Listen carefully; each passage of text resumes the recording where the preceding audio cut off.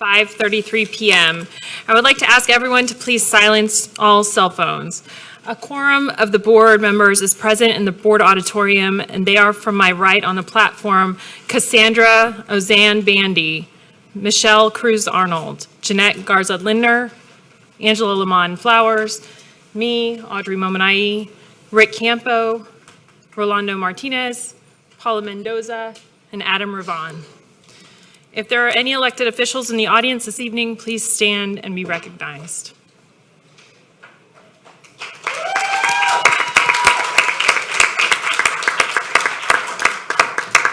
Thank you for being here with us tonight. Please rise for a moment of silent meditation.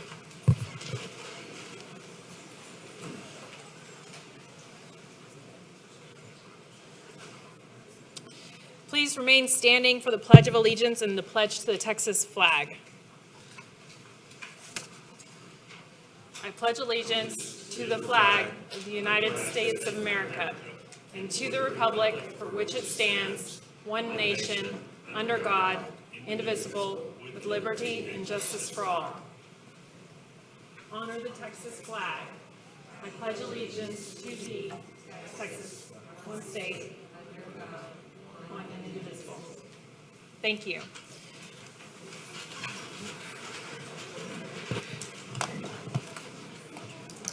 These are the most up-to-date list of speakers. Okay. Okay. Thank you. At this time, we will hear from all of our registered speakers, both those who signed up to address agenda items and those who signed up for the hearing of the community. We are glad you are here and look forward to hearing from you.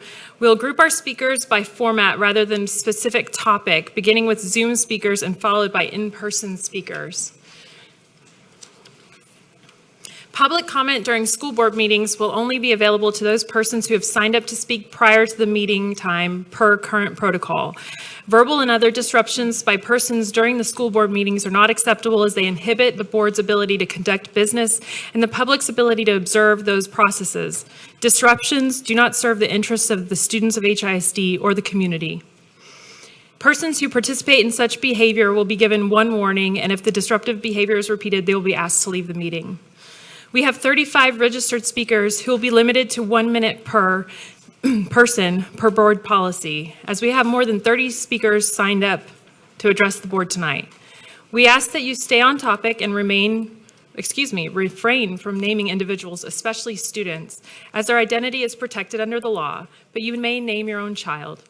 I ask that you please respect our procedures and the other speakers and end your comments promptly when your time has expired and the timer rings. If you're signed up to speak via Zoom, we must see you live with your camera on as you speak. Ms. Smith, can you please identify and admit our Zoom speakers? Sarah Rivlin, please turn on your camera. You may begin. Hello? You may begin. Hello? Please turn on your camera so we can see you. Oh, sorry. Okay, sorry. Okay, you're on. 19 of the reconstituted schools are A and B rated. Do parents in those schools know that the new teachers aren't required to have any teaching experience?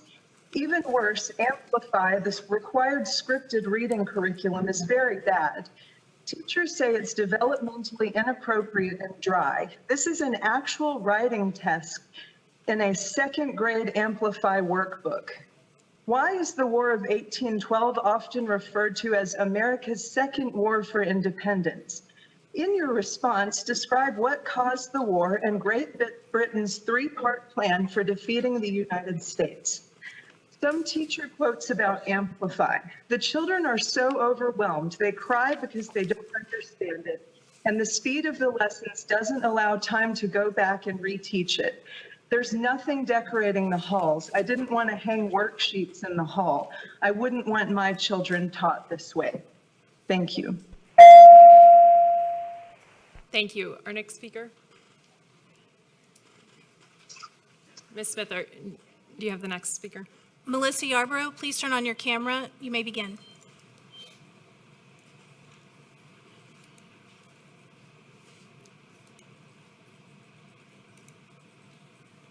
Just a minute, she's joining.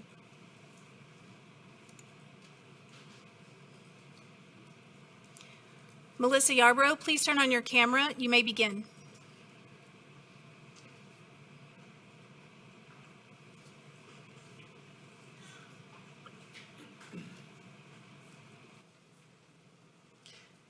Ma'am, you have a minute. Please go ahead. Is it my turn? Thank you. Q is hemorrhaging teachers and staff right now. We just lost our principal this week. Mr. Miles says the changes will attract the best teachers, but they are really scaring them away. They're removing our teachers and staff. You have already reached your goal, destroying our individual school community and identity so that you can copy and paste your charter model there. Our school garden, STEAM projects, Girls on the Run Club, and much more are all shriveling up with the removal of the teachers that supported them. Mr. Miles called critics of the NES fearful because the plan is new. First of all, we want to be heard, not patronized, please. Secondly, it's actually not all new. A lot of it is just sending us backwards, back to ESL instead of dual language, back to electives not being important enough to have certified teachers, basing everything on test scores, and assuming it's the teacher's fault when research has shown for years that test scores correlate to students' race and socioeconomic status, which proves, by the way, that students need more resources and support, not to lose the teachers who care about them. The NES is not a new bold plan. It's full of antiquated ideas that are sending our schools backwards. Thank you, ma'am.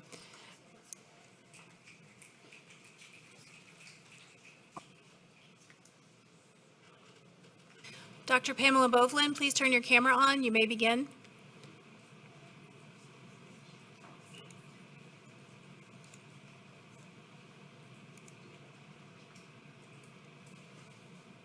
You may begin. Ma'am, please go ahead. You have 1 minute.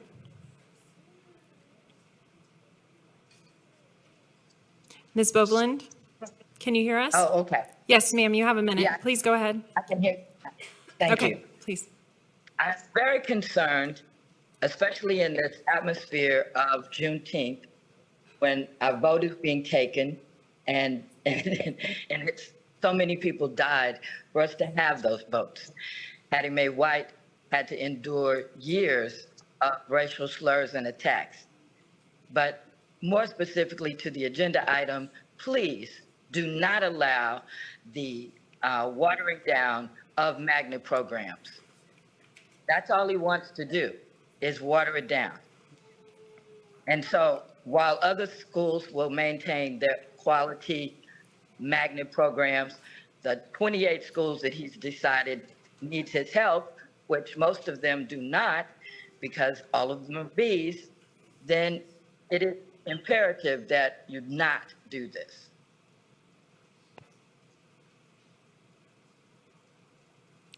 Thank you, ma'am.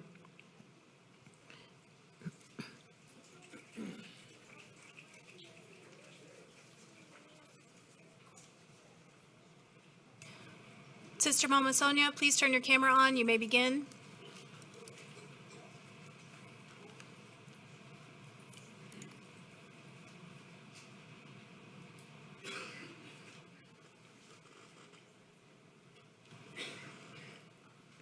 Ms. Lucas Roberts, can you hear us? She's in, but she's not on.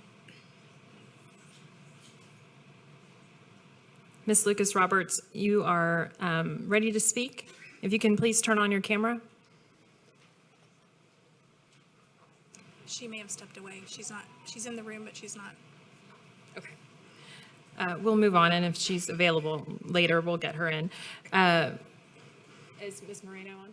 No, that concludes our Zoom speakers. Okay. That concludes for now our Zoom speakers.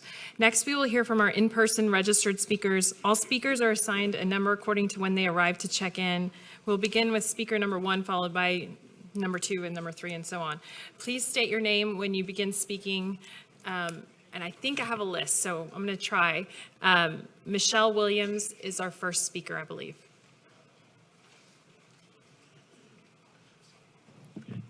Ms. Williams, thank you. You have a minute.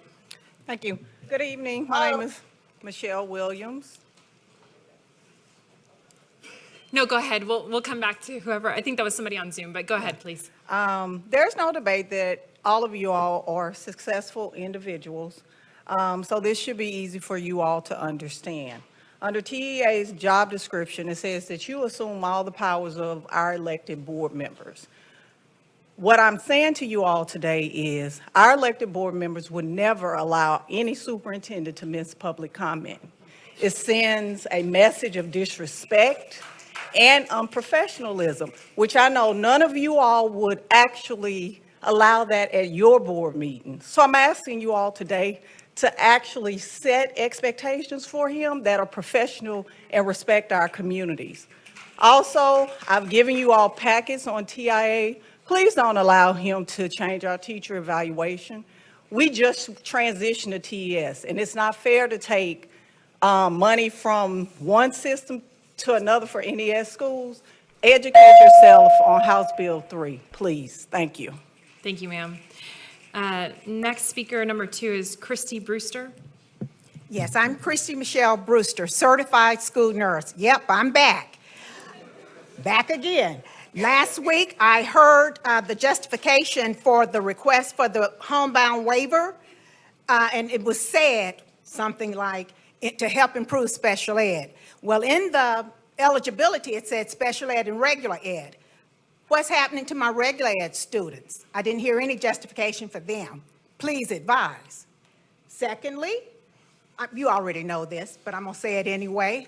Pregnancy-related services uses homebound services. We call them PRS, those of us who worked in the district. That special pop uses sometimes special ed division and regular ed. Please advise, will they have this waiver request? Lastly, you already know this too. Community Services Schools provides homebound services for Houston ISD. Wonderful program, very needed program when it's managed appropriately. Please advise, are we gonna have services for all our students? I'm concerned about all students, not just the 28 campuses who are now called the not everybody schools. I'm for everybody. Thank so you, let's ma'am. act like that. Thank you, ma'am. Thanks. Our next speaker is Jessica Campos.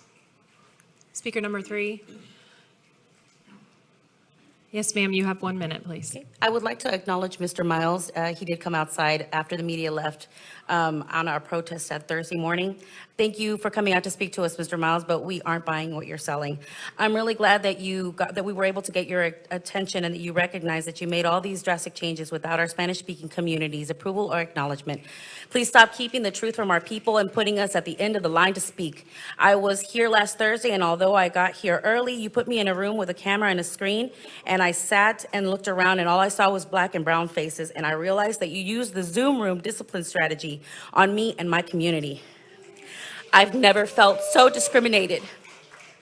I don't think that you did your homework before you arrived in our city. Before you came here to make these drastic changes, you would have realized that the largest portion of Houston population is Hispanic, and that 35% of them are Spanish-speaking as a first language. But you want to take away our dual language programs.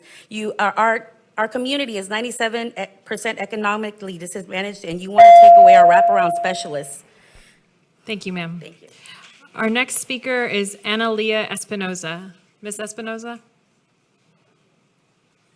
And then after her is Ms. Ruth Kravitz.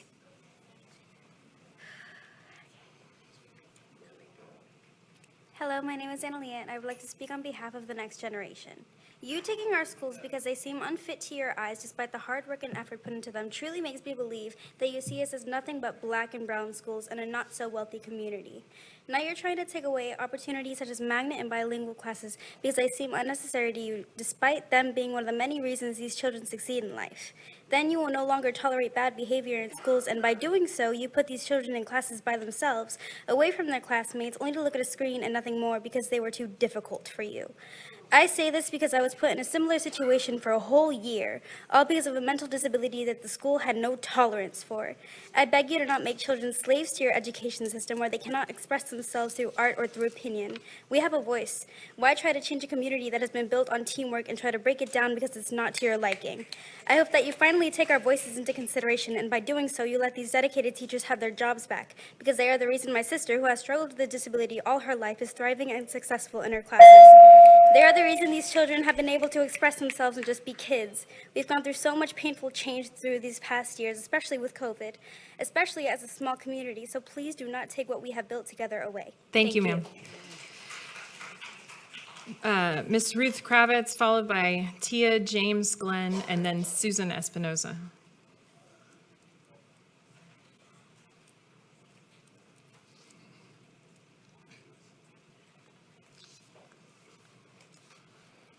Ms. Kravitz, you have 1 minute.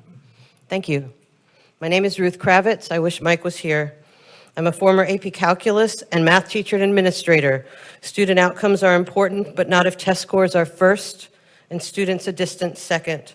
According to your evaluation model, principals will be evaluated, not your evaluation model, Mike Miles, who's not here, evaluation model. Principals will be evaluated on whether their teacher evaluations align with student performance. This will force principals to evaluate teachers entirely on predicted student performance and not at all on the quality of instruction and the capacity to inspire. Students are human beings. When kids sleep 4 to a mattress, they do not need more test prep. They need 3 or 4 more mattresses. I have a friend who is the best English teacher in America. She tutors every day, teaches new English language learners, and makes learning come alive. When her students experience homelessness, hurricanes, and shootings, her scores do not always shine. At one of your NES schools, her principal would have to evaluate her harshly based on predicted test scores. This is wrong at every level. Thank you very much. Thank you, ma'am. Our next speaker is Tia James Glenn.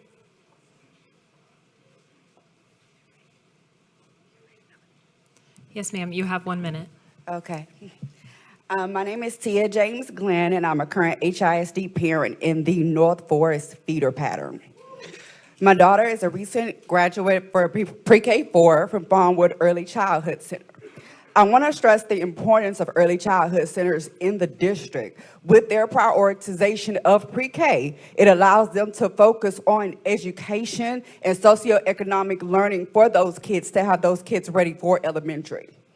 We want to feel seen and heard. This community has yet to feel so. Many decisions were made without community involvement or visits, especially when we were shut out of meetings. It is insulting to make visits after the decisions are made, which is like a dictatorship, which I learned in my HISD high school. Clarity is the key to trust. Transportation is an issue in this district. Kids can't get the education they need if they can't get there to get it. What about kids that are hungry or have family situations? We have yet to see how that's being addressed when the school year, instead of throwing money. And we're just asking for equity and education in all areas of the city. Thank you, ma'am. Our next speaker is Susan Espinoza.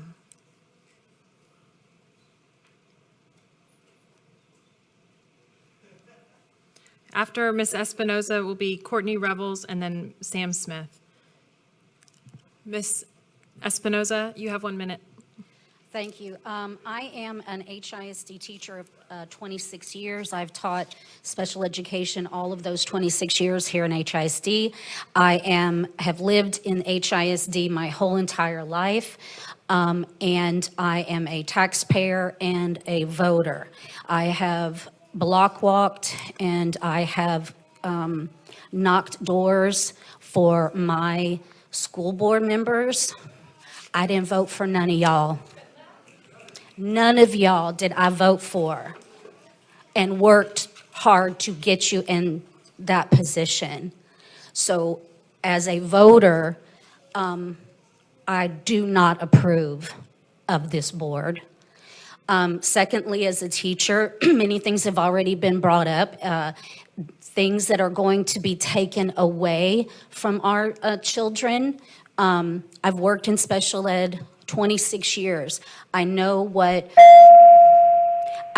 children in need look like, and taking away things they need does not foster success. Thank you, ma'am. Our next speaker is Courtney Revels, followed by Sam Smith and then Allison Chapin.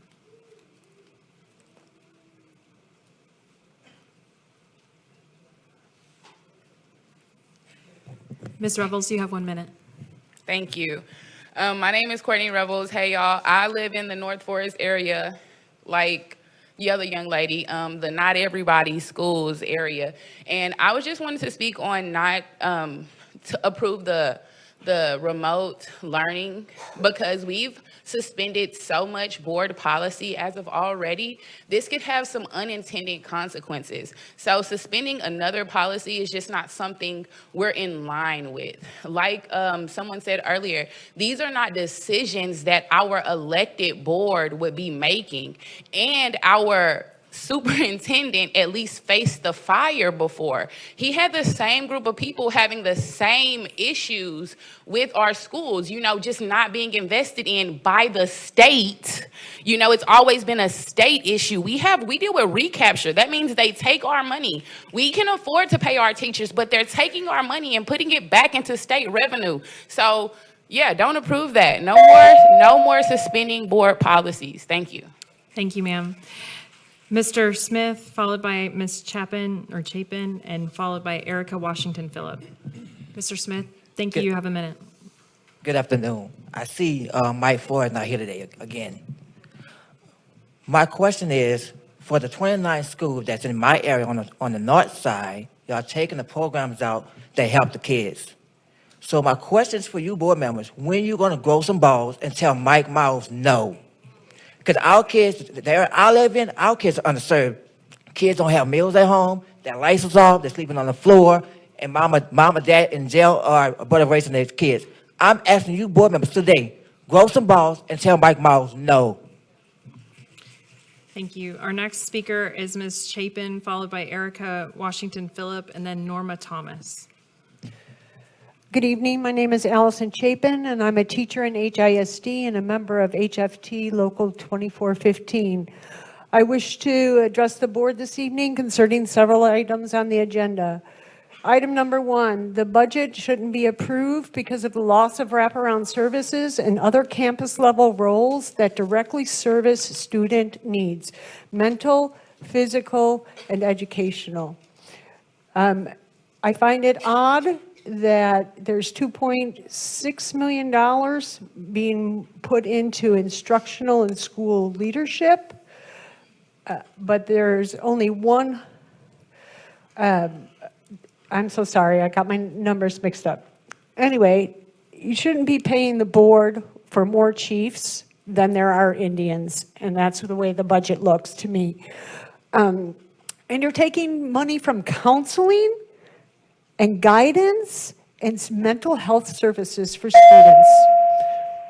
Also, number 2, number 12, number 21 through 23, totally against all of them. Thank you. Thank you, ma'am. Miss Erica Washington Phillip, followed by Norma Thomas, and then Ann Eagleton. Ms. Phillip, is Ms. Phillip here? Miss Erica Washington Phillip? No. Miss Norma Thomas? Yes, ma'am. Thank you. You have a minute.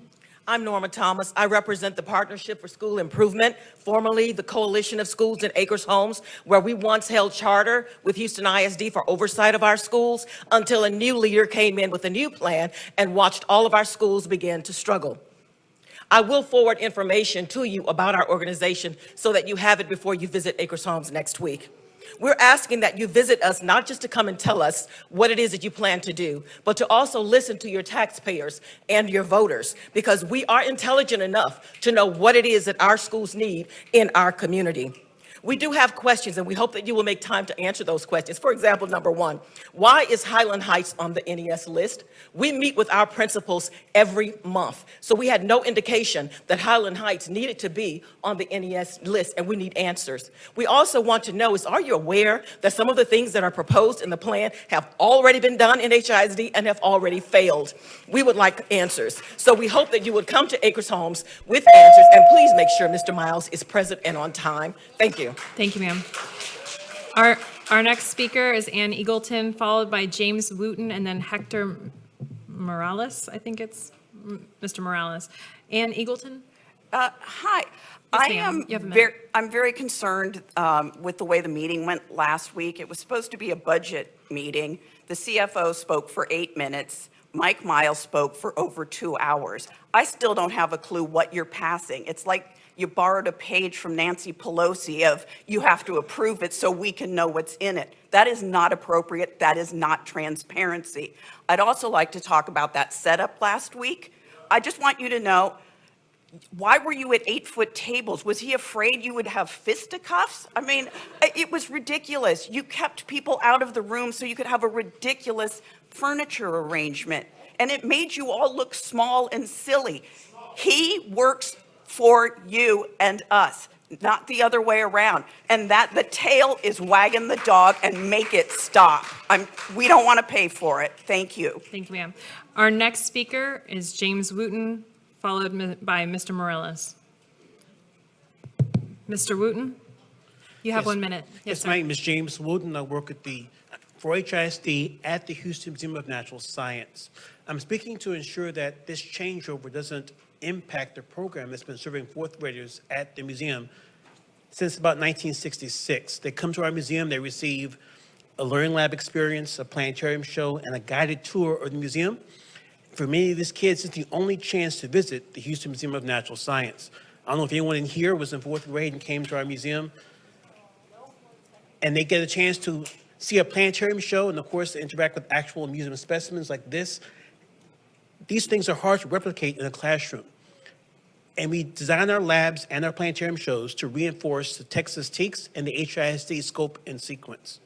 So as you make all these changes, make sure that kids don't lose these kinds of experiences that they otherwise would never get to have, even going all the way into adulthood. Thank you, sir. Thank you. Our next speaker is Hector Morales. Good afternoon, Madam President, board members. My name is Hector Morales. We represent the support staff here in HISD, my Vice President, Ms. Lozano.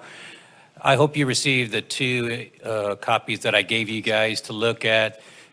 My member who I represent was currently terminated by HISD for financial fraud, but actually it was the principal who did it. You should have received both invoices, and both invoices look exactly alike. The only difference is the one that was approved was for student program kits, which the students never received.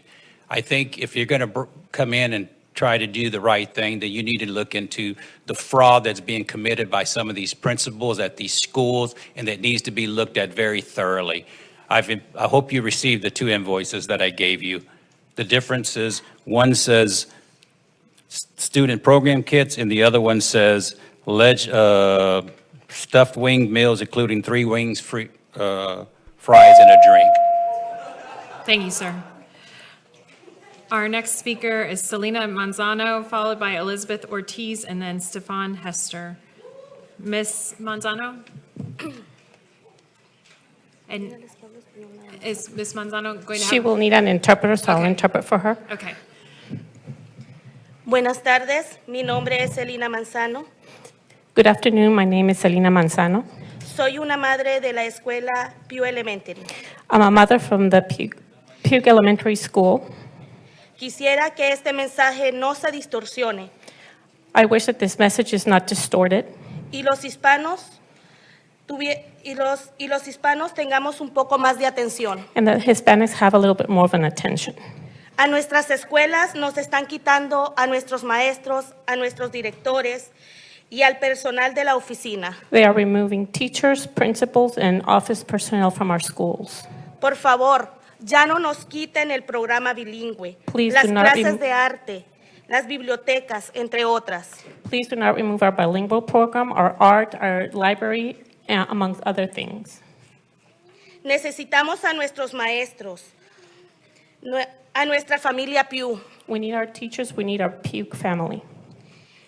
Díganme, ¿cómo le explicamos a nuestros niños que todo su personal será distinto? Please tell me how are we going to explain to our children that their personnel is going to be completely different, Que ya no serán las mismas caras conocidas que los reciban todas las mañanas. that it will not be the same face that they know that will receive them every morning.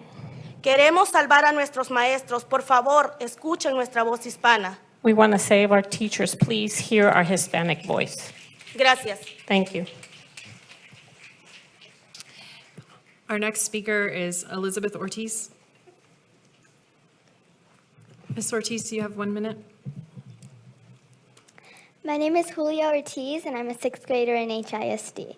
Thanks to my teachers, librarians, dual language, and magnet programs, I'm able to communicate and read in 3 different languages: Espanol, El Arabiya, and English. This week, I read Good Reason Houston's report on HISD. What I found the most interesting was the chart showing us kids as market share for charters. This is basically equating us to candy bars sold at the gas station. By the way, I do not like being called market share. What I also don't like is being equivalent to a STAR test results.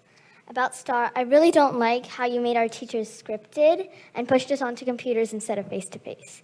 Every child deserves to learn from kind, caring teachers, librarians, and nurses, and for you to trust them. Thank you.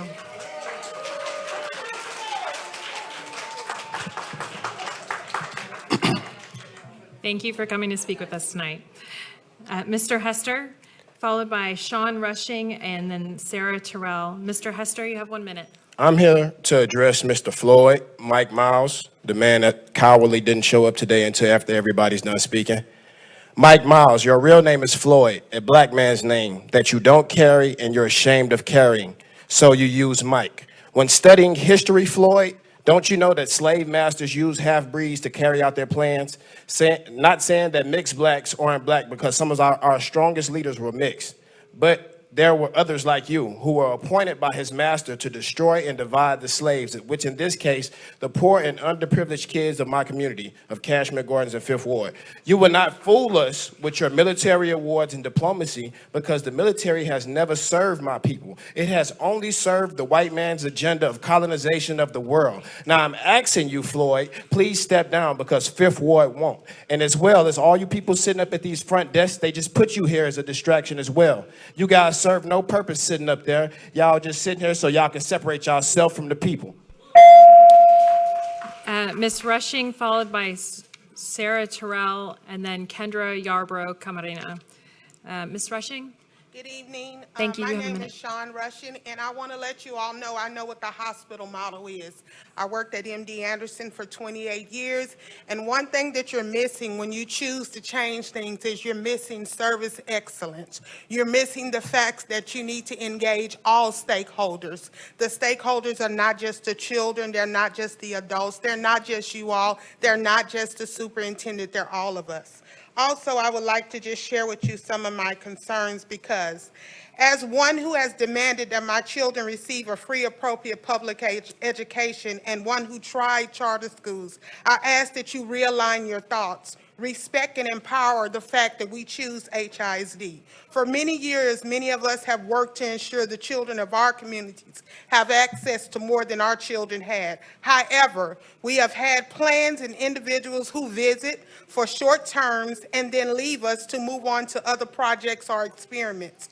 As you implement your plan for pay increases for teachers, which I support, please allow your leadership and that of board of managers to include stakeholder feedback in which you listen and understand. Remember, when you are gone, we will still be here because we live here and we strive for our children to be educated in HISD. Thank you, ma'am. Our children are Ma'am, resilient and your will minute is adapt. up, ma'am. Yet again, Thank you. let's move forward together because we are Team HISD and nothing less. The Thank you, noise ma'am. is our voice, loud yet proud, and Ms. present to Rushing? represent every student who chooses HISD. Ms. Rushing, thank you.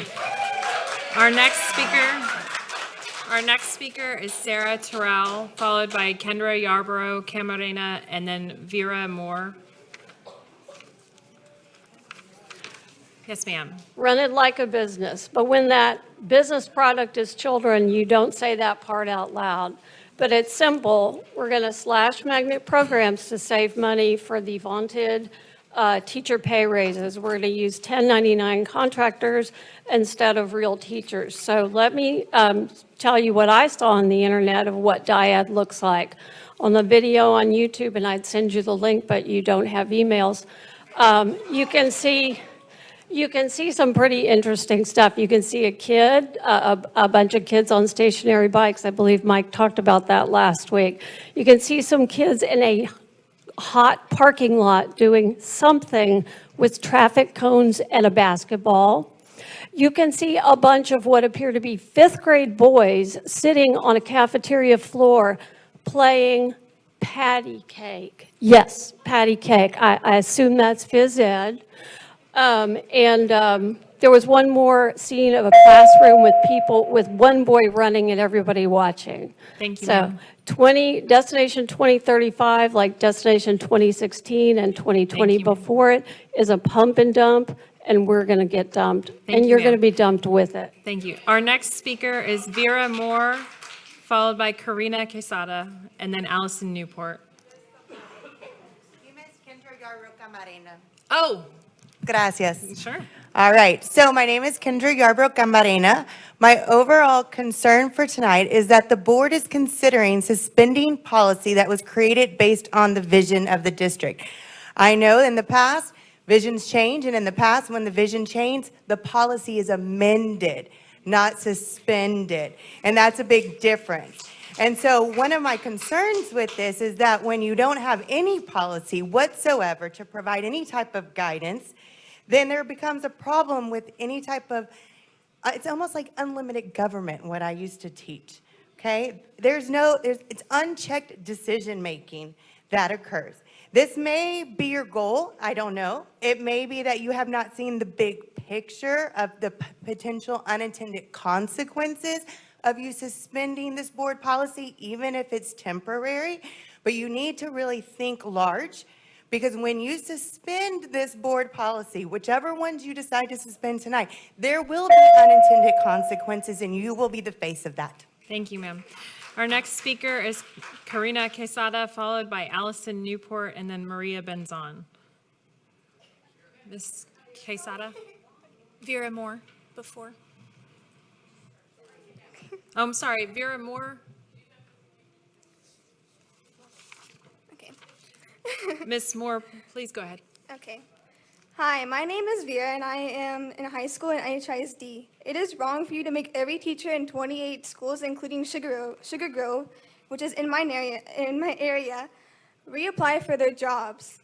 This undermines the sustainability of teachers bringing to our learning, where we spend 8 hours a day. Teachers are really important in my life. My 9th grade geography teacher helped me learn so much this year. I don't know how he did it, but he helped all my friends because we are now more focused this year, and we knew he cared more than just about our grades. It is hard to be a kid living in apartments without many resources, trying to do the best I can to recover from the COVID isolation. Teachers are the backbone of our education system. They inspire us, challenge us, and guide us towards the realizing of our full potential. We, the students, should have the say in the education we receive and the teachers who shape our future. Thank you, ma'am. Our next speaker is Karina Quesada, followed by Allison Newport. Ms. Quesada, you have 1 minute. Hi, I've provided for you a report titled The Challenge of Disruptive Leadership in Dallas ISD, an examination of the Miles administration's goals and leadership practices. This report was commissioned by the Foundation for Community Empowerment back in 2013. I doubt you had a chance to read it, before tonight, but I urge you to read it. Many of the changes he's imposing on these 28 schools are old, tried, and failed reforms. You don't have to wait and see how they'll play out. You've got a report right there detailing it. Do not change or suspend any of these board policies. Do not give Miles a blank check. And if you're not going to make magnet changes at all magnet schools, then definitely vote no on this. Children in these 28 schools deserve more than test prep. They deserve to read books and go on adventures. Don't condemn them to boring star passages. They deserve librarians and certified teachers for electives and specialties. All kids do, not just those in affluent areas. If this board wants to make big changes, try small class sizes with certified teachers for all the classes at these schools. Relationships matters. Making teachers reapply for their jobs sends out the message that you don't care about them. And let's be clear that this stunt would never be done in an affluent school. You certainly wouldn't be trying any magnet changes there, because for years, anytime a superintendent wanted to bring some changes or equity, those people have showed up and stopped any changes for equity. Your minute is up. Thank you. Ms. Newport, followed by Ms. Benzon, and then Ms. Sage Bittner. Good evening. Ms. Newport, go ahead. My name's Allison Newport, and I'm the parent of 2 HISD elementary schoolers. Please consider delaying voting on magnet changes until you have more information about this NES program. It sounds too good to be true, and we don't have enough details. How does this work financially? How do we pay teachers better and pay them $100,000 a year, but it's still budget neutral? That doesn't make sense. The math does not add up. In other schools, Miles used a teacher and a teaching assistant assigned to multiple classrooms teaching virtually. Is that the plan for our schools? Please, I implore you to find out before you make these changes. Thank you, ma'am. Our next speaker is Maria Benzon, followed by Ms. Sage Bentner. Ms. Benzon? My name is Maria Benzon. I'm addressing item 21, suspending regulations regarding applications and interviews. I teach at Sugar Grove Academy and work with an amazing educator like Mr. Chin, who all these teachers teach math to newcomers and students with disabilities. On June 1st, the last day of school, Mr. Chin flew to China. When he landed on June 3rd, he found out he had to reapply for his job since SGA was an NES school. Mr. Chin turned his 10 weeks off to 10 days. The NES website states, if you have an immovable conflict, contact the hiring manager. He did, and was told that there were no other offerings outside of the dates June 28th to 29th. His wedding day is June 30th in China. That's 8 days from now, but he has to be here in person. He set his wedding date 3 years ago and on the other side of the world, but he has to be here in person. Apparently, in Mr. Miles' administration, employees should prioritize their job over their families. Our students deserve the best teachers. HISD should do better to retain highly qualified teachers like Mr. Chin. Please work with him so he can interview and still have time to make it to his own wedding in person. Thank you, ma'am. Our next speaker is Adita Sage Bittner.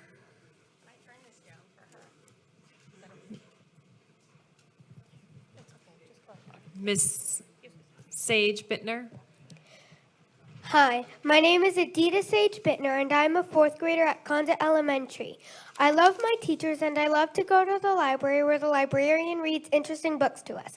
I like learning about math and science, too. When I'm older, I want to volunteer at a doggy daycare. I'm here because of items 22 and 23, plans to evaluate teachers and principals. I understand that you are super focused on test scores, but please listen. I am more than a test score. My friends and I are more than our test scores. Our teachers and principals are more than our school's test scores. My friends and I like learning cool facts, collaborating on projects, and sharing what we researched on Google Slides or posters. If your main focus is the STAR and evaluating teachers and principals with this, then I'm afraid that teaching will be focused on passing the STAR and not inspiring us to learn for the sake of learning. On behalf of my friends and classmates, please value our teachers and principals for educating us as human beings and future leaders, not as test scores. Thank you. Thank you. Did one of our Zoom speakers Our last join us? Yes, Sister Mama Sonia, you may turn on your camera and begin. All right, here I am. Disrespect us, misuse us, never listen to us. Y'all don't really care about us. Ma'am, I don't think your video is on. Can you please turn on your video? Oh, I'm sorry. Thank you, ma'am. I keep hitting it. Now, let me start over. Disrespect us, misuse us, never listen to us. Y'all don't really care about us. I come here to again say that this takeover and your alleged service is a sham. You are illegal. You are the epitome of taxation without representation. You are puppets. We have no way to contact you via email, no phone, unless the HISD website has recently been updated. Do any of you all even live in our Black and brown communities? Miles, where are you? I wish I made over $1,200 a day and not have to show up for work. This takeover, and you are a travesty, and all you ought to be ashamed of yourselves for denigrating our scholars, teachers, administrators, schools, and support personnel. And last week, having an awesome young man arrested for just trying to come to a meeting, restricting access to a board meeting. Shame, shame, shame on you fascist demagogues. Disrespect you, violate us, ignore us, refuse to listen to us. Y'all don't really care about us. Bye. Thank you, ma'am. Thank you, ma'am. Thank you to everyone who spoke tonight. Sir, in the white suit, This is a warning to you. Please do not interrupt or disrupt this meeting, or we'll have to ask you to leave. Thank you to everyone who spoke tonight, especially our students, for being here tonight with us. Our next item on the agenda is that Mr. Superintendent Miles has a presentation regarding Destination 2035, which he spoke about at our last meeting, but which he will, I think we're going to have a video, is that right? Mr. Miles?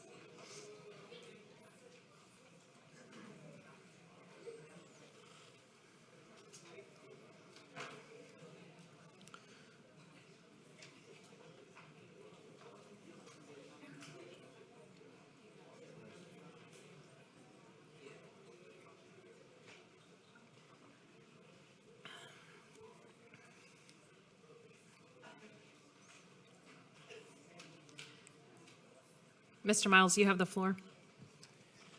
Madam President, members of the board, thank you for giving me some time to talk about Destination 2035. The board has had some information about it, but I want to give a lot more detail tonight and go through this PowerPoint and then take your questions. I think I'll stop every once in a while so that we don't have all the questions at the end. And give you an opportunity to respond to various parts of this. So the first thing to say is that there are a lot of good things happening in HISD. There are several good schools. We have schools that are getting some A. We have some schools that are doing well. There are magnet schools that are doing well. But not all kids are in schools that are doing well. Let's look at just a little bit of the promise that we have in the education profession. When I grew up, education was the great equalizer. The more education you got, if you worked hard at school, even if you were in the zip code of high poverty, educators could change your stars. Schools could change your stars. As you know, I grew up one of 8 kids, poor. My father's black, my mother's Japanese. She didn't speak English. My dad was often in Korea and Vietnam. And we didn't have a lot, but we did have an education. And I got lucky because educators helped me. And I've always been grateful to them.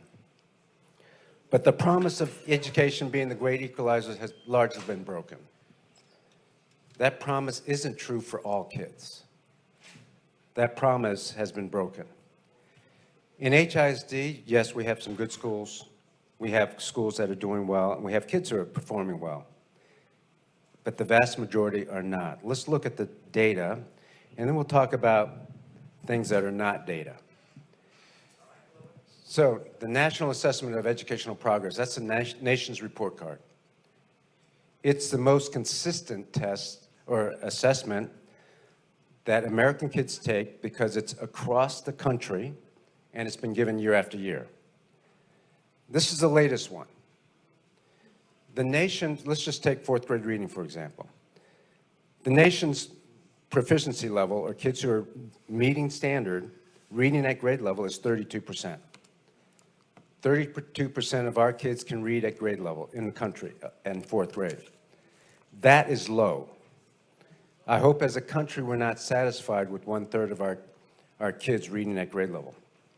Texas is close. So the Texas schools have 30%. That's close to the nation. So that's at least where the nation is. Large urbans, so other big cities, because people recognize that cities have challenges that maybe some other places don't. Large urbans is 26%, and Houston, HISD, our district, is at 19%. We can look at all the other scores, and it's similarly low. Lower than Texas, lower than the nation. So problem number one is that our achievement is low. And we don't have to just take a look at NAEP. I'm going to get to STAR in a second and then other exams in a minute. But problem number 2 is that our proficiency has not risen over 19 years. Take a look at, for example, at HISD's 4th grade proficiency from 2003 to 2022. By the way, all of this is publicly available information. People can look up the data themselves online. We've grown 1 percentage point in 19 years. 1. That is not a story that we want to brag about. 8th grade reading, 4 percentage points in 19 years. Yes, we grew 4 points, but over 19 years, I hope nobody's celebrating that. So problem number 1, low proficiency rates. Problem number 2, continually low proficiency rate, which is a systems problem. But problem number 3 is probably worse than 1 or 2, and that is the achievement gap. Take a look at the right-hand side of the screen. Yes, our white students are doing fairly well, at 60% reading.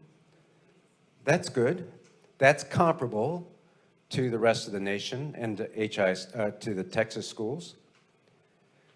But black students are reading at 11% proficiency.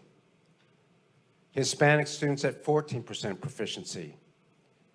The gap is too large. It's 49% for African Americans. It's 46% for Hispanic students. In HISD, these are kids in HISD that are compared to each other. This is publicly available too. And I hope, well, we can look at more data. This is math. The gap is even worse. Problem number 1, low proficiency. Problem number 2, unable to improve the proficiency over time. Problem number 3, which I think is an equity issue, is the gap is too big. So some people ask about the NES schools, for example. These are the STAR scores. Maybe we don't want to talk a lot about STAR, so let's just talk a little bit about it. NES schools on average for the 4th grade reading is lower than HISD, which I already told you was low. 4th grade math, 33 compared to 41 for HISD. Middle school, it's worse. 22% of the math students, 8th grade math students in the NES schools are proficient or above. And then it gets worse in high school. 15% of our high school kids in Kashmir, North Forest, and Wheatley are doing algebra at the proficient level or higher. 15. So if you look at these 3 slides real quickly, one thing you notice is that the proficiency gets worse as they get older, which means that this is a feeder pattern problem. You can't just address one school, a high school with 15% math, and think you're going to solve that problem without addressing the education of the middle schoolers who are feeding into the high school. But let's forget all the data. Forget the STAR scores, forget NAEP, and I want to ask you and the community and everybody on staff, can the kids read? So forget the scores. Let's ask the question, can the kids read? And the kids on average are not reading well. So look at the STAR scores, right? The accountability. There are accountability scores of schools in NES that have a B. And then the kids are reading at a 20% proficiency rate, 7th grade. 20%. So I mean, it's important to look at the accountability scores. It's important to look at the other scores. Most important is, do the kids, can they read, do math, and do they have the competencies to be prepared for year 2035? That's the question. And the answer is, we're not reading well. Now, some people want to say that the kids are doing well. Some kids are, no question. We are a tale of two districts. One where kids are doing fine, where the magnet schools, many magnet schools are doing fine, and where this group is not doing fine. And yes, it's an equity issue, but first we got to face the brutal facts. If we think we're doing well academically, then everything you're going to try to do and I'm going to try to do will be seen as for naught. But the facts are the facts. Our kids deserve better than what they're getting. But there's a fourth problem. A fourth problem that hopefully the board, because of your vision, is also going to address. Even if our kids could read at the proficient level, even if all of them could, we still have a problem. And that is the world has moved on. And there are year 2035 competencies that our kids need, like information literacy, problem solving, learning how to learn, working in teams, working with AI, communications. Those are really key things, not just for high schoolers, but also for the kids who are going through this system in 12 years, so that they reach year 2035 ready. Problem number one, low proficiency. Problem number two, inability to move that proficiency rate over 20 years. Problem number three, achievement gap that's way too high and is an equity issue. Problem number four, we're not spending enough time on year 2035 competencies. Our kids won't be ready. So then the question is can it be done? It's not like people haven't been working hard. It's not like there haven't been other superintendents or programs. It's not like there haven't been other school boards working hard to try to solve this problem. The answer is, it is possible, but we have to work differently. I tell you right now, I say in public, I've said this to the staff, to the principals, and the teachers, HISD cannot improve this system, has no chance, zero chance of improving or changing those data or getting kids to read or preparing kids for the year 2035 if we keep doing the same thing. You're going to get a lot of comments over the next year, 2 years, 3 years that we want to protect the same thing here. We're going to protect the same thing there, and that is a recipe for failure. That is why the scores haven't changed. That is why you have separate interest groups wanting to hold on tight to what they've always done. So what to do? Before I tell you what I think the direction we should go, I have to talk about one other thing, and that is the system. I know this is complicated for some. Let me try to break it down, what it means. Every system is designed to get the results it's getting. Every organization is designed to get its outcomes. If they want different outcomes, they have to change the system. Right now, HISD has the system that is getting the results it's getting. I'll wait. Are you asking for questions? What's that? Are you asking for questions? No, not yet. Just in 1 minute, though, ma'am. I'm waiting for the disruption. Sir, in the blue jacket, you're disrupting our meeting. If you continue to disrupt, we'll have to ask you to leave. All right, so every system is designed to get the results it's getting. We need a different system. We can't get different results if we don't change things. We can't. There's no way to do that. So we'll get different results if we change the system. It's like trying to change a system by only changing one piece. The biggest problem with urban districts over the last 20 years is that we do incremental piecemeal reform. piece by piece, Band-Aid by Band-Aid. And one of the reasons is because boards and superintendents draw back as soon as there's criticism of one thing they're going to change. So they don't change much. They change one piece that won't insult or embarrass or make angry any part of the community. We, education profession, we leaders in education profession have done this over and over again over the last 20 years. And it hasn't worked. And people are going to try to convince you to do this, and we'll be here again 20 years from now with the same scores. It would be like trying to take a watch and making an Apple Watch by changing one gear. It's like taking Blockbusters and trying to make it a Netflix. There's no way you can change pieces of Blockbusters to make it a Netflix. So here's the vision.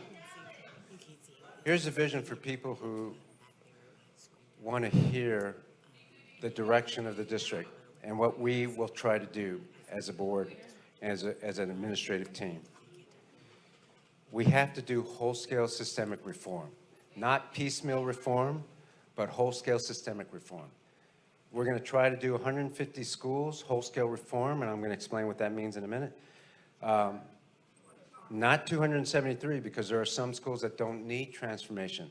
There are particular conditions, there are particular areas, context, doesn't require them to change whole scale. But there are enough schools that are struggling, that need additional resources, that needs a different system, a transformative system, that we have to do whole scale reform. 150 of them over the next several years.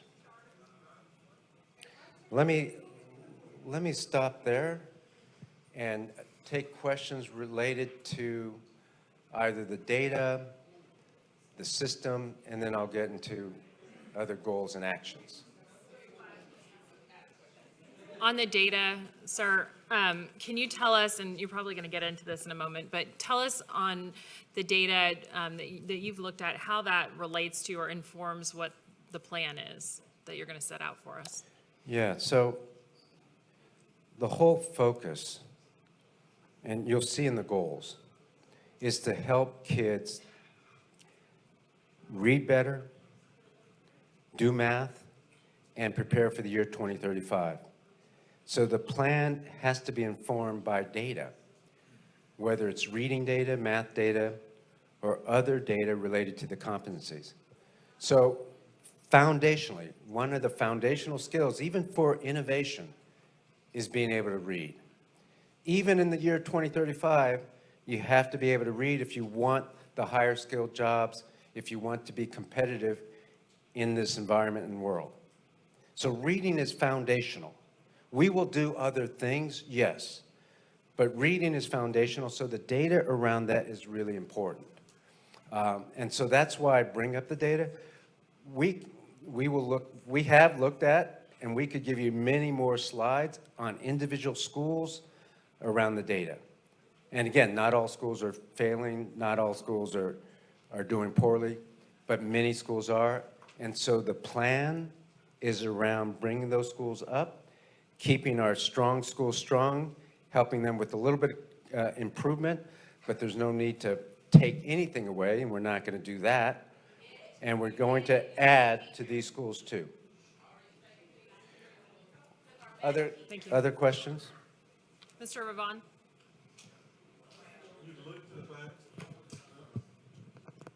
You've alluded to the fact that accountability scores don't equate to academic success, and I was wondering if you could expand on that thought. So it's not that accountability scores don't matter or don't relate. They do correlate. So accountability, but we have to be clear about what the actual data means. For example, we in education, we in Texas in particular, should have been a lot more honest about what the accountability score meant last year. When the scores came out a year ago, what it really meant, and we should praise what we can praise, but let's also be honest about where we are. The year before last year, the scores fell incredibly low. Because there was a pandemic, because it was COVID, the scores dropped incredibly. So there was reason for that.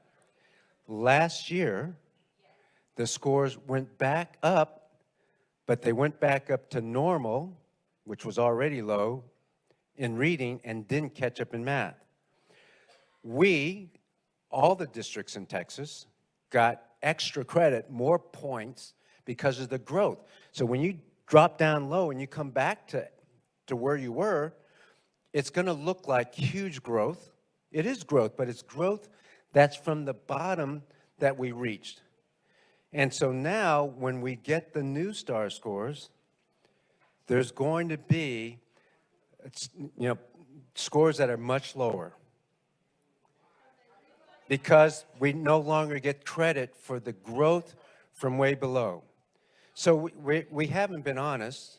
So the accountability score, if you have a B, it's because you grew a lot, or the CCMR is another story, but let me just focus on the growth. If you got a B, it doesn't mean that your kids can read at grade level. 20% is not reading at grade level. It is for 20%, but 80% are not. So that's why, I mean, we shouldn't discount accountability, okay? That's not what I'm saying, but we should understand what the accountability rating is, and those of us who do data for a living can explain that rather than looking at a B and saying everybody's okay. So I hope that answers your question, sir.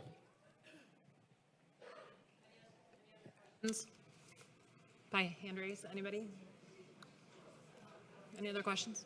Yeah, go ahead. Any other questions? Jeanette? Okay. Go ahead. All right, thank you, ma'am. All right, so what we're trying to do is a few things. Because the how is also important, right? It's not just the vision, it's how you get there, and you have to set some goals. A plan without goals or metrics is just a piece of paper. So we have goals and we have metrics for almost everything, as you've seen in the action plan, the 225-page document. But basically, this is it, that we're hoping to have a good discussion with the board at some point. Decrease the number of DNF schools from blank in 2023 to fewer than 10 by July 2024. Now, I don't know exactly what that blank is. I have some initial data from the what if data from the state that says that number is going to be much higher than it is today. So that's going to be a seriously hard goal to achieve, but that's the goal.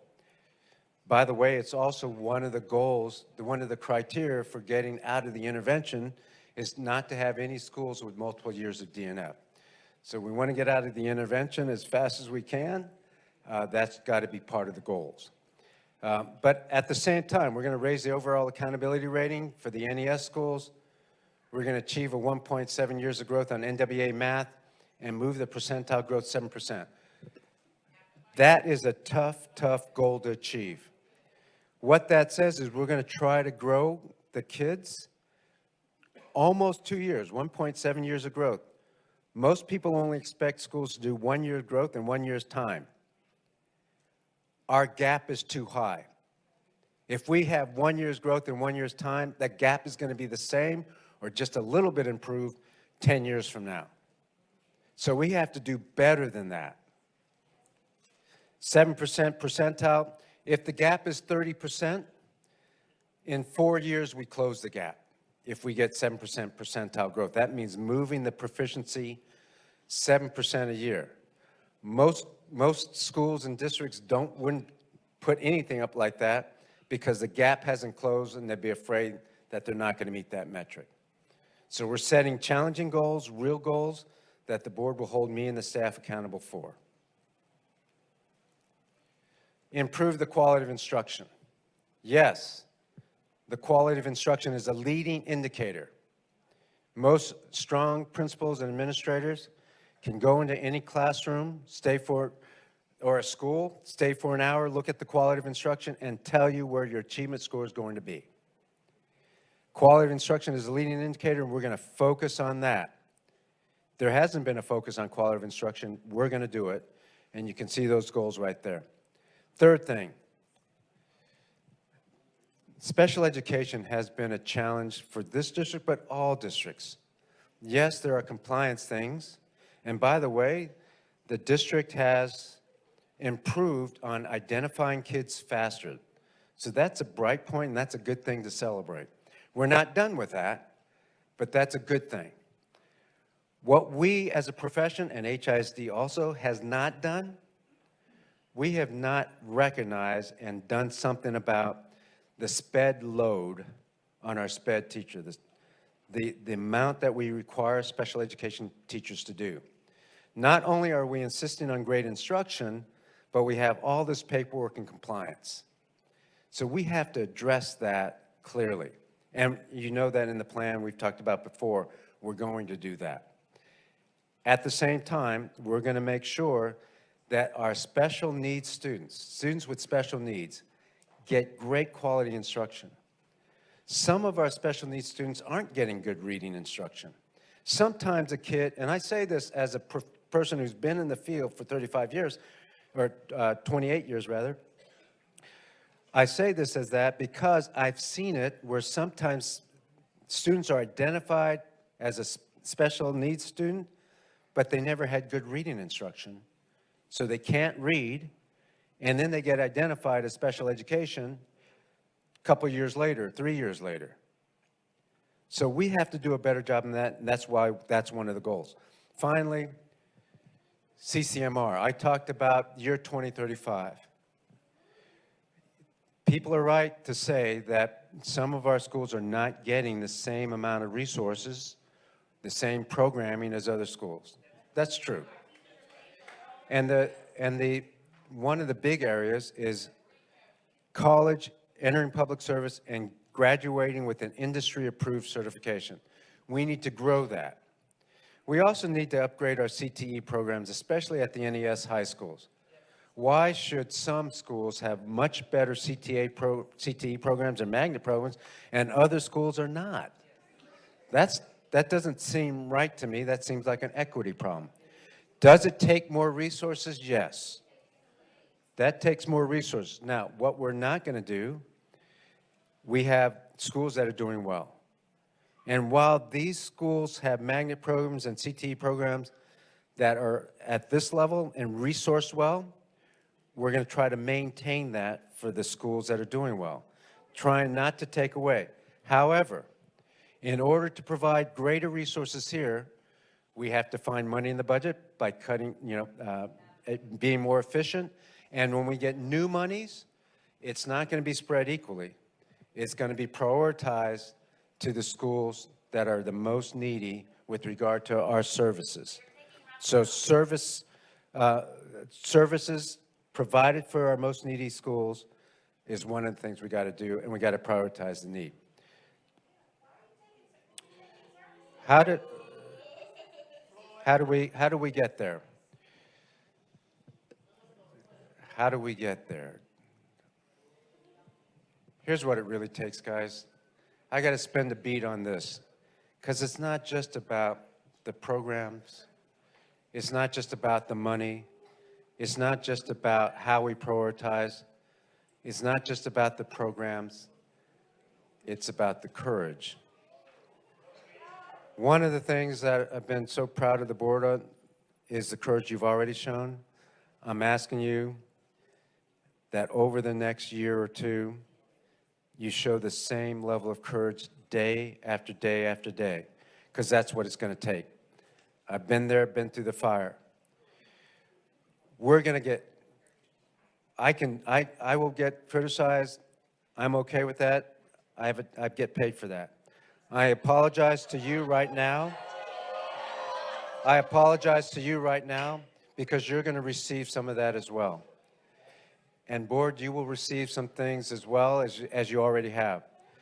But let's not make light of the fact that this job is going to require all of our team, all of you, and actually members of the community to have courage to do things differently, to hear things that are not true, and still Ma'am stay in the the red course. shirt, here in the center, if you'll please keep your comments to yourself and not interrupt what Mr. Miles is trying to say today. If I'm forced to give you another warning, then I'll ask you to leave. Thank you. Thank you. So I think you know what I mean, and it's going to be a years-long process, guys. The reason why schools have not done, or districts have not done what we're going to do is because of this, not because they don't have the right plan. The second thing is a sense of urgency. We could have waited. There's no question, right? We could have waited, done 60-day or 90-day listening tour. Then we could have gotten 5 or 6 committees together to help put a strategic plan together, and I could bring you a strategic plan in April, right? And that strategic plan would have piecemeal things that don't make nobody angry. We could have done that. And had we done that, our kids would be a year further behind. A year further behind. Because the adults have all the time in the world. I have time. Even Jim Terry has time. But our kids don't have any time. So we have to work with a sense of urgency for kids, to put kids first over adult issues, because adults have time and the kids don't. So, whole-scale systemic reform, how do we do it? You can't do the whole district at one time. You can't do whole-scale reform at one time. It's like building a plane while you're flying it. So the way we do it is what's called split screen. You take a subset of the district, you whole-scale reform it, and then it will, over time, you grow that subset. That's how we do it. And that's why 240 schools this coming year, won't have a lot of changes. 240 schools will have some changes, of course, like special ed we're going to do across the board. We're going to improve special education services across the board, regardless of the school. We're going to have a principal eval across the board, regardless of the school. But other than that, most of the 240 schools will see very few changes that are substantive. The other schools, however, will be part of the new education system, and they will see whole-scale systemic reform, but mostly in a very supportive way. In fact, I'll tell the board right now, we'll have more data for you. At the principals training last week, many principals came up, and we had a meeting today. This room was filled with principals who are considering, who want to do new education system. They came up to me last week, dozens of them, said they want to do NES, and I wasn't planning on it, but we're considering allowing them to do the NES system if they, on a totally voluntary nature. So we gave some information today that shows you, despite the criticism comments, that the principals understand this is a supportive thing. This is an equity thing. This is more resources to these schools. They get that, and so they want part of it. And so I need to bring the board more information. It's just preliminary, but it's in response to principals who want to do this, not just these 28 schools. All right. So I'm going on a little bit long, so I'm going to rush through the rest of these slides. Before I go any further on the how, does anybody have any other questions before I go further? I do have one question, Superintendent. Good afternoon. Want to start this? So I know that in HISD, historically, we've had programs that kind of resembled some of this. Achieve 180, Rise most recently. And I think from what the community has shared historically, that hasn't been as successful. So from a sustainability perspective with this program, how do we make sure that long-term wise, well, short-term in the next 5 or 6 years while you're here, and then long-term wise, it's still successful? I'm trying hard not to give you a movie quote from Gregory Hines' Tap. I don't do it like everybody else, remember? So the reason why those reforms have failed or have not been as successful or as impactful, because you're absolutely right. I mean, every superintendent has outlined this program, that program, right? Everybody who comes in does that. So why is this going to work? Because it's whole-scale systemic reform. What does that mean? It means you take a school and you fundamentally change all the big pieces around it because it's a system. So we change the instructional model. We improve the curriculum. We change how teachers are coached. We change the evaluation system. We change the staffing model. We change how people are paid. We change how we treat teachers as professional, where their copies are made for them, lesson plans are given. We do all of that at one time because it's whole scale.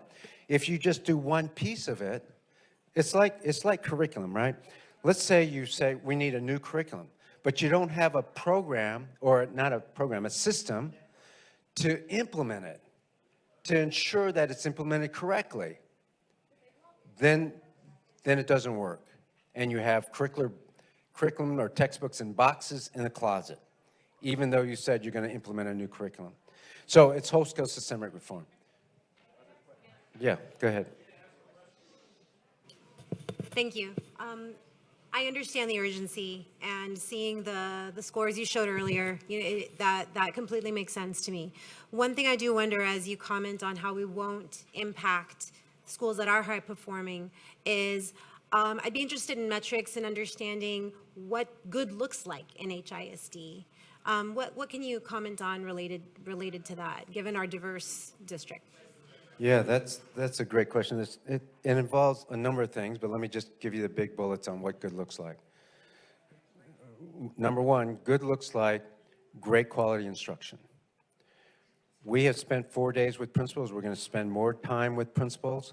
We're going to spend more time with teachers on what exactly that means, so that everybody here, or all my leadership team, can walk into any school and at least have the same common language about this is what great quality instruction looks like. It's research-based. It's well known what good quality instruction, but we need to be consistent, and everybody needs to know, including the superintendent, on down to the assistant principal.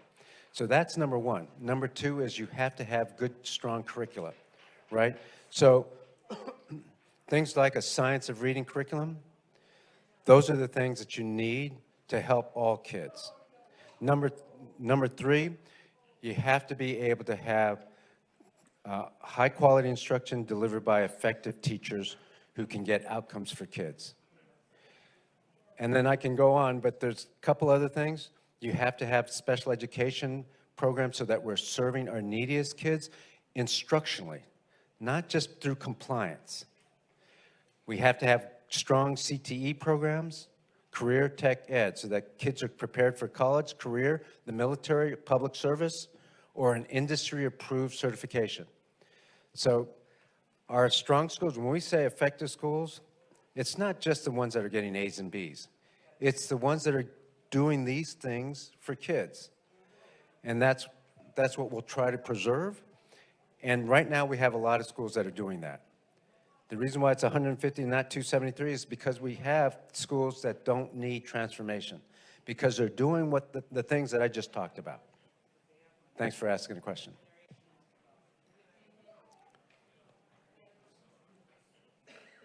Okay. All right, I'm going to race through these. Number one, got to have great quality principals, strong teachers. So effective principals will have effective principals who understand high quality instruction, and they know that their job is going to be improving the quality of instruction for our students. Division superintendents are going to have good unit leaders who then have good principals who are raising the quality of instruction in the classroom every day. There has not been that focus. There will be. Principals have said they're ready to do this. They want compliance and some reports taken off their plate. So we're in the process of looking at every single compliance report that a principal has to do, and we're going to take it off. We can't take everything off their plate, but we can take a whole bunch of it off so that they can focus on instruction and leadership like they want to do. The same thing goes for teachers. Got to have high quality instruction, have to get good feedback. I've never seen a coach on a football field who would show up to practice every 3 or 4 weeks. They're on the field, they're shoulder to shoulder, they're coaching side by side, they're in the classroom doing job-embedded professional development. That's what we're going to have as the second priority work area. Priority work area 3.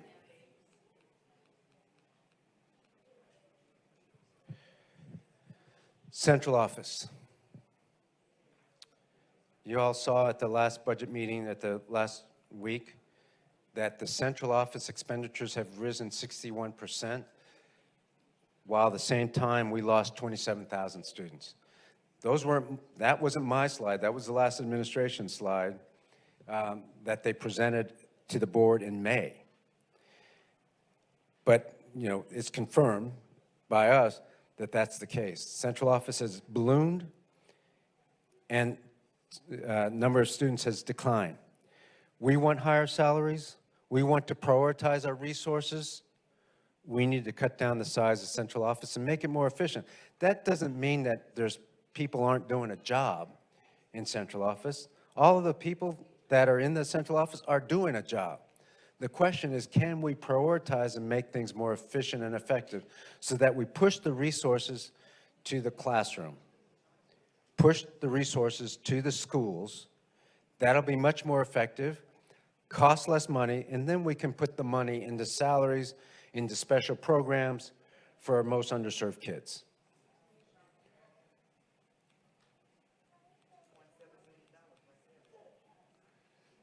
Reading.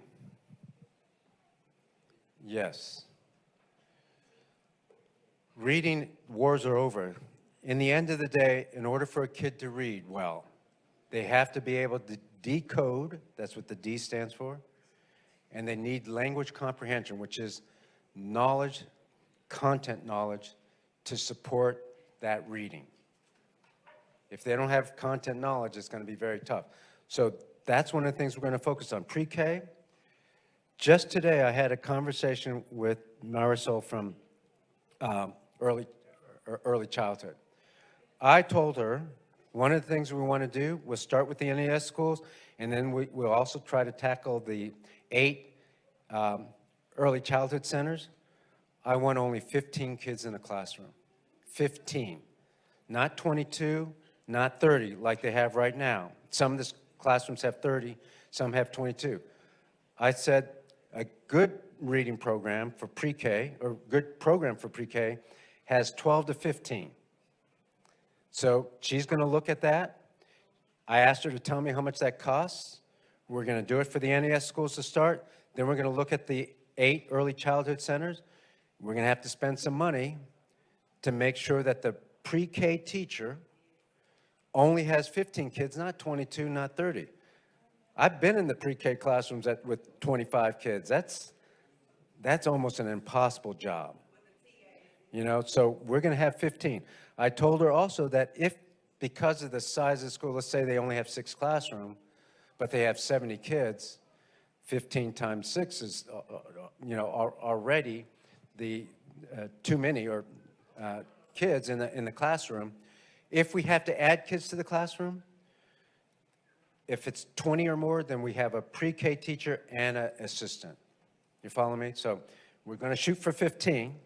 Can't always do it based on the number of classrooms. You follow me? Then we're going to add a teacher's assistant. So we're serious about this, willing to spend money on this. We're going to start, can't do the whole district, guys, but we're going to start with the NES schools. So you can see, I hope you can see already that NES isn't about taking away. NES is about giving more. And then we're going to do as many other schools as we can. So 8 early childhood centers are all over the district. They're not located in NES. We're going to do the same thing at those centers. And then eventually, if other schools have trouble staffing their pre-K and they have more than 15 in a classroom, we're going to try to cut those back down to 15. Can't do that overnight, but we're going to start that way. So everything we're talking about is more support. It costs money, but we have enough money to do the supports for 28 schools, even if we don't have it for the whole district. All right, number 5, special ed. We've talked about special ed. There's a lot that we have to do. It's not just compliance. SPED teachers are focused on compliance because that was the law and they had too much to do. We're going to put teachers' assistants, we're starting with NES again, more support for NES, not taking from NES. More support, special education in particular. Those teachers will get a teaching assistant who can do some of the compliance things, can put together the paperwork for ARDS, can look at IEP progress monitoring, that sort of thing. That's going to happen in our NES schools, and eventually, I don't want it to seem like only NES is going to do stuff. We're going to do SPED across the district this year. We can't do everything that the NES schools are going to get across the district, but eventually that's where we're headed, okay? Because special education is a national challenge, not just an HISD challenge. And I really respect SPED teachers who teach students with special needs. It's a really hard job. And I'm talking about life skill kids, teachers also. It's a really hard job, and we need to do something about that to help them teach our kids better. We're pushing the supports to the schools, like I said, and that's a SPED support for every unit. There's 12 units, SPED support to the schools. And yes, we're paying them more. We're also going to do sunrise centers. And people talk about SEL. So one of the things that Houston HISD has done well is wraparound services. There's a program called Purple, Unitas does it, and they do this platform, and every school engages in that, and that's a pretty good wraparound system. It doesn't provide all the answers, of course, but it's a pretty good start. Every school has a wraparound specialist, or I forget the exact title, I think it's wraparound specialist, but that has also been very good for our kids in HISD. So that's not going away. What we're going to do is we're going to add SEL. One of the things we're trying to do is we're going to locate 6 sunrise centers. We're going to try to co-locate them with the community.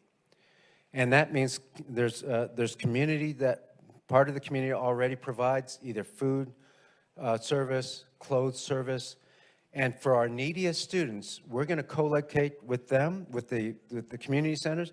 We're going to invest $2 million in each of these centers, not counting the staff, so that we help them to help us.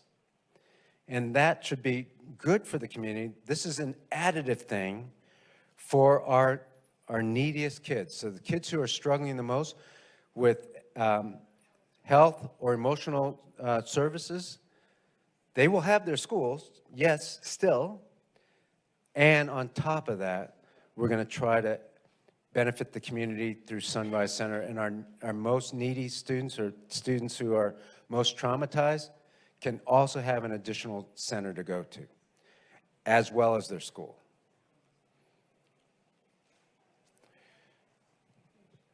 This is not a new problem in HISD. Our facilities have some challenges, partly because we haven't passed a bond in a while. And so we need to continue to improve the safety. We actually need to improve a bond, but what I've asked Wanda Paul to do is to do another security audit. And by the way, the last administration didn't ignore this either. They also did a security audit. They also did TEA's required audit. We're going to update that. We're going to triage that. And so one part of these things that we need we'll pay for this year. The most needy facilities with regard to security, we're going to dip into the fund balance and try to do that this year. And then hopefully the board, you will discuss whether or not we go out for a bond at some point. New education system, I won't spend a lot on this except to say, teachers, there are schools and districts where we have not treated teachers like true professionals. What I mean by that is we have given them so much to do, so many extra things to do, that they can't focus on the main job, which is the quality of instruction in the classroom.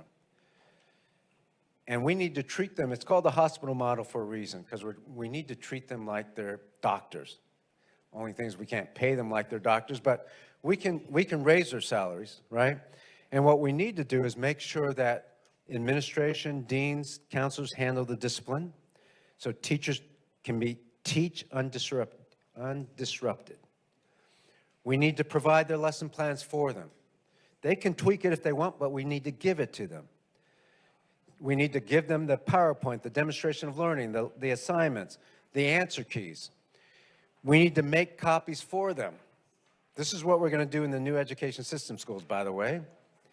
We're going to make copies for them. Papers, not the demonstration of learning is graded every day by the teacher, but outside of class, any grading that has to be done is done by support personnel. We're going to do 4 periods of duty in a month, so limited duty. That way, a teacher in our system will have better work-life balance, right? That's what teachers want. They want to be able to go home at 4:15 and be done. They want to be able at the weekend be done. Now, a lot of teachers are going to do extra work anyway, and that's okay. They're going to stay after school and do after-school tutoring. That's okay, but that's their choice. They're going to get paid a good salary here in the new education system school, which is the way it should be, right? $86,000 average dollar salary, $86,000 average salary for the NES middle schools, plus a $10,000 stipend.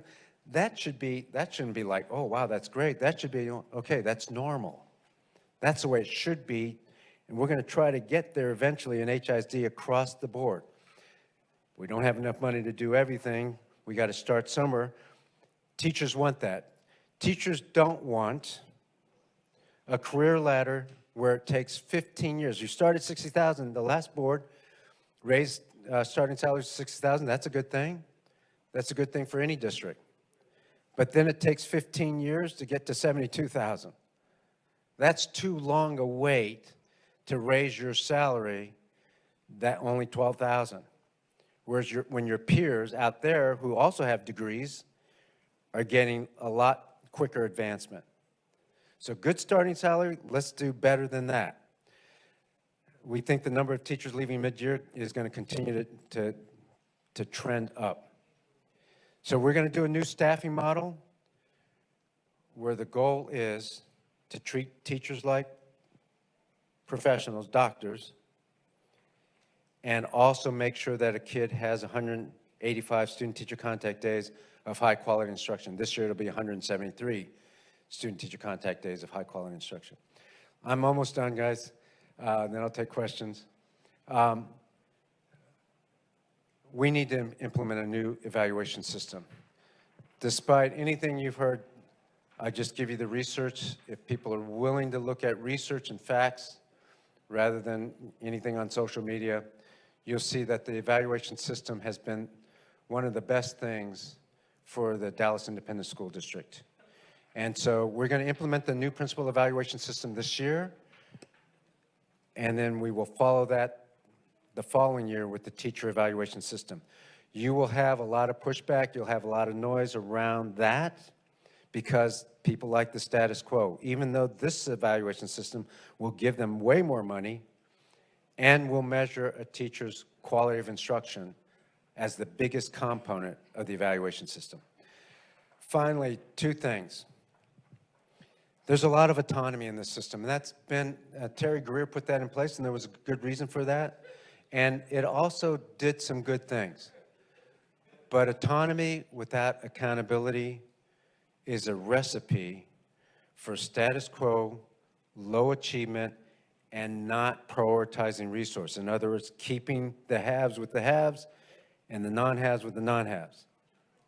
And so you can't have an autonomous system without accountability or without prioritizing resources.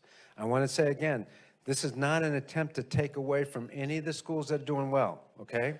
I've said that several times. I mean that, and you'll have to judge that when you see us actually do it, go to school. And the money we're going to spend. Not one magnet school over here is going to lose a program. So what we're going to do is make sure that autonomy is earned or defined. Okay, that's That's what this is about. And then finally, vision is what's required. Of all the things that you want in a superintendent, it's leadership, vision, and making the tough decisions few others are prepared to make. That's what's required. This is about looking down the road to the year 2035. If you don't put stakes in the ground as to a possible future, then any path forward will do, and it's almost always the path you're on, which we have said over and over again is not going to close the achievement gap or get kids prepared. This district has zero chance of improving if it does the same thing over and over, and if it has no vision of the future. So year 2035 competencies is about that. It's about not just CTE. It's about art of thinking. It's about information literacy. It's about critical thinking. It's about problem solving. It's about learning how to learn. It's about dealing with AI. Those are things we also have to incorporate into the education of our kids, all of our kids, so that we don't leave anybody behind. Of course, I got to leave you with the movie quote. This is from Interstellar. When the robot says to Matthew McConaughey, it's not possible, when he was trying to dock his spaceship to this station that had been blown up, or at least part of it blown up.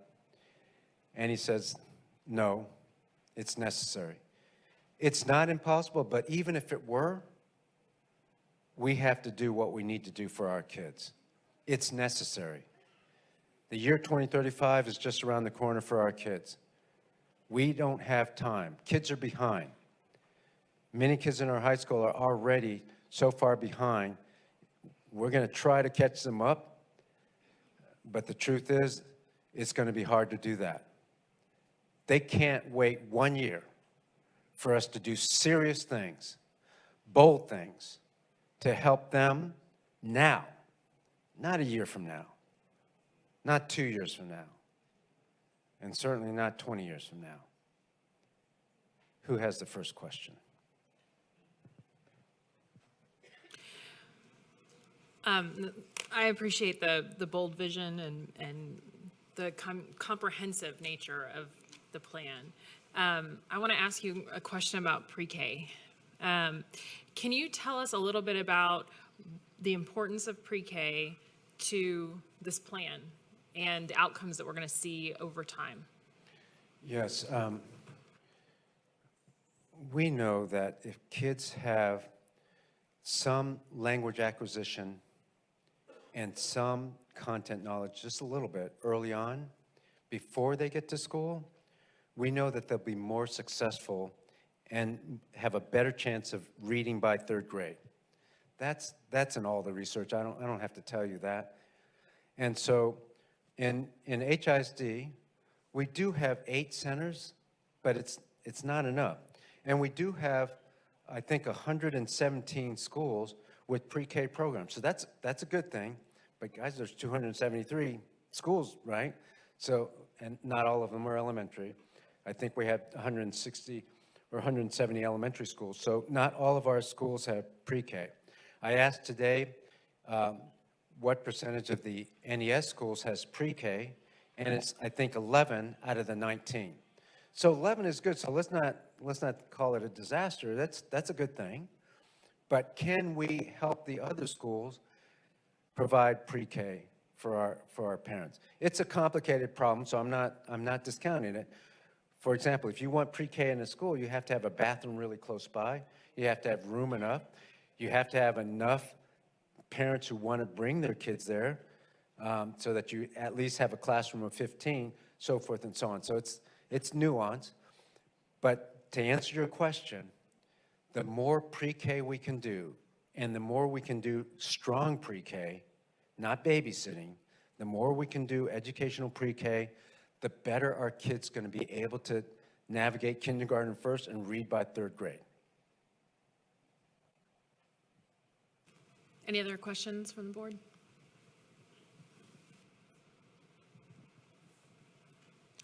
Ms. Lindner? One thing I wonder that I'd appreciate discussing is with the plan to incentivize teachers and attract the best teachers to our district and to our neediest classrooms first. What do you think about the, how do I say this? What I'm interested in is exploring how that addresses the lack of, let's say, teacher diversity in our classrooms, and how many of our teachers, don't look like the children that they're teaching, and especially from a male-female ratio. It's I've read a lot about how important it is, to have male leadership and teachers in classrooms for our boys, who are also struggling so much. So I'd appreciate understanding a little better what you envision around outcomes and increasing teacher diversity with this plan. Yeah, I'm hoping over time that we will attract a diverse teacher population. Right now, we do have a teacher shortage. We have some vacancies, and I know that the principals have erred on the side of getting a teacher, and diversity hasn't been as high a priority. We can make it so. Over time, I think there's an assumption, and I think it's a good assumption, that our teachers of color will be as effective as any other group of teachers, and we're going to draw from surrounding areas and internally to staff the schools, first NES, but all the schools. So I think that the challenge for the first year is to attract people from outside the district and also from inside the district to serve all of our kids. And I think this is a long-term problem where we grow our diversity over time. Any other questions from anybody on the board? Mr. Martinez? So I have a question with regard, and again, it's about sustainability for me. So, example, let's hope Wheatley gets, a B rating over the next 2 to 3 years.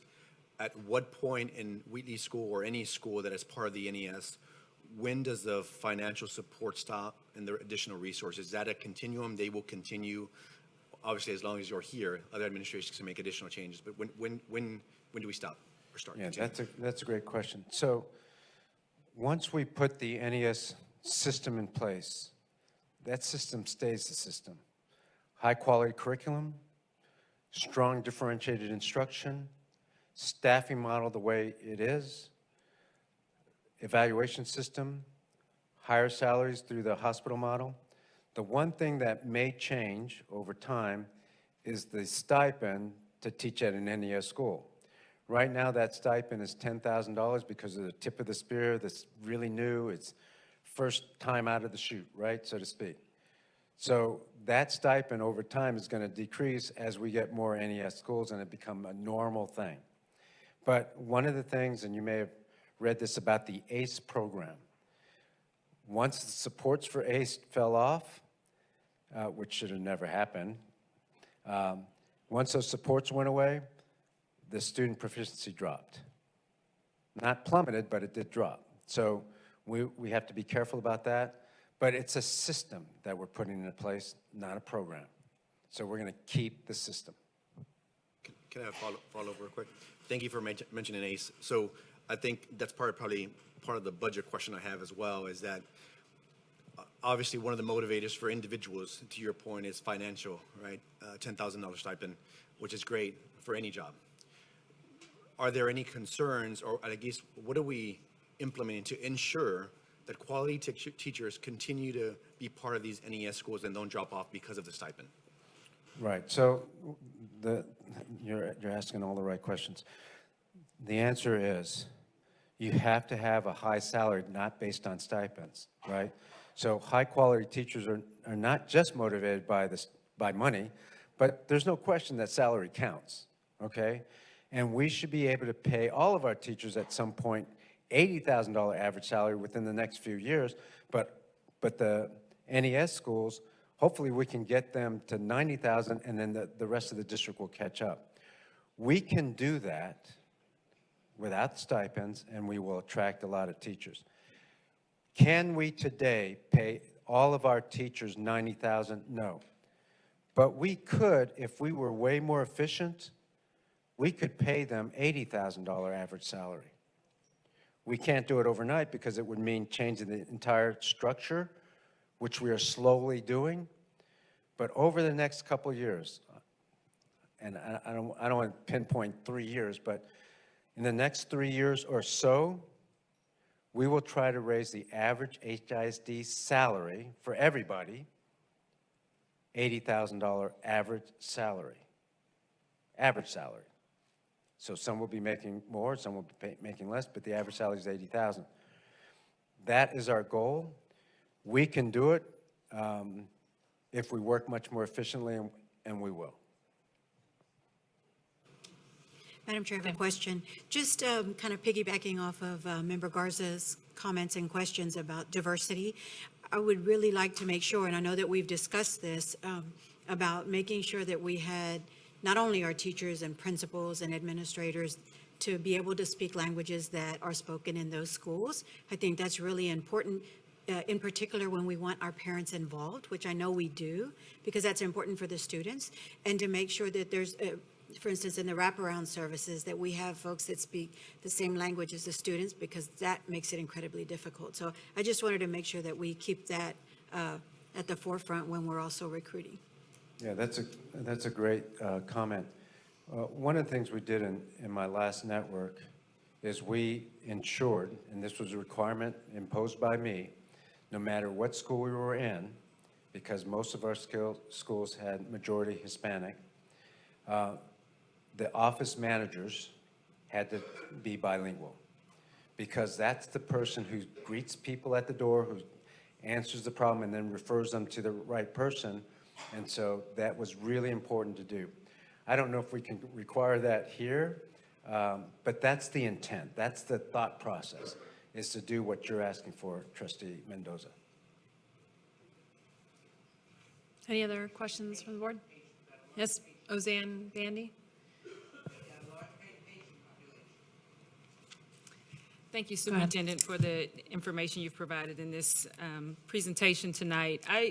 The Sunrise Centers are a huge, huge opportunity to support our students and families as they face challenges that, have a lot to do with our achievement gap and just the systemic things that we've seen go on and unanswered. So I'm looking at some of the details of that, and it looks like 1 in each division, 2 additional ones based on geographic need. It looks like we have a date of November 1st. Yes, And so, 2023, this year. And then also need legal review to provide funds for collaboration with city and nonprofit organizations. So just wondering, it sounds like the plan is not fully fleshed out just yet. We have to go through legal review. So I'm wondering, just want to understand, what does that look like between now and November? Because again, this is a huge opportunity for us. Yeah, thank you for asking. Yes, it's what we want to do. We have to identify the centers. We have to work with the community members to make sure we're in the best place where there's other services. The reason why we have to go through legal review is we have to be sure we don't have a gift of public funds, meaning we can't just give money to community groups. It has to be channeled in a way where that money actually returns to our families, our kids. And there's ways to do it so that we're not just giving $2 million to this community, right? It has to come back to our kids. So we're okay if we pay utilities at a community center if that center serves our kids who are going there. You follow me? So we might pay for the utilities of a facility. We may add on to a facility and things like that. So that's why the legal review. But there's no question that we can help the community help us, and that's what the goal is. Does that make sense? It does. Initially it sounded like it was going to be something that we did. So that's why I want, we meaning HISD, like we set up a center. So this is a collaboration with existing organizations? Yes, so we want to do what's called the force multiplier, right? We want to make sure that we take advantage of things that are already there. We don't need to supplant a community group doing good things for kids. We need to support them to do more good things for our kids, right? And so if we can co-locate, let's try to do that. If we have to build a wing to it and it doesn't cost that much money, or a few more offices, then we can do that. But I think the community is invested in our kids.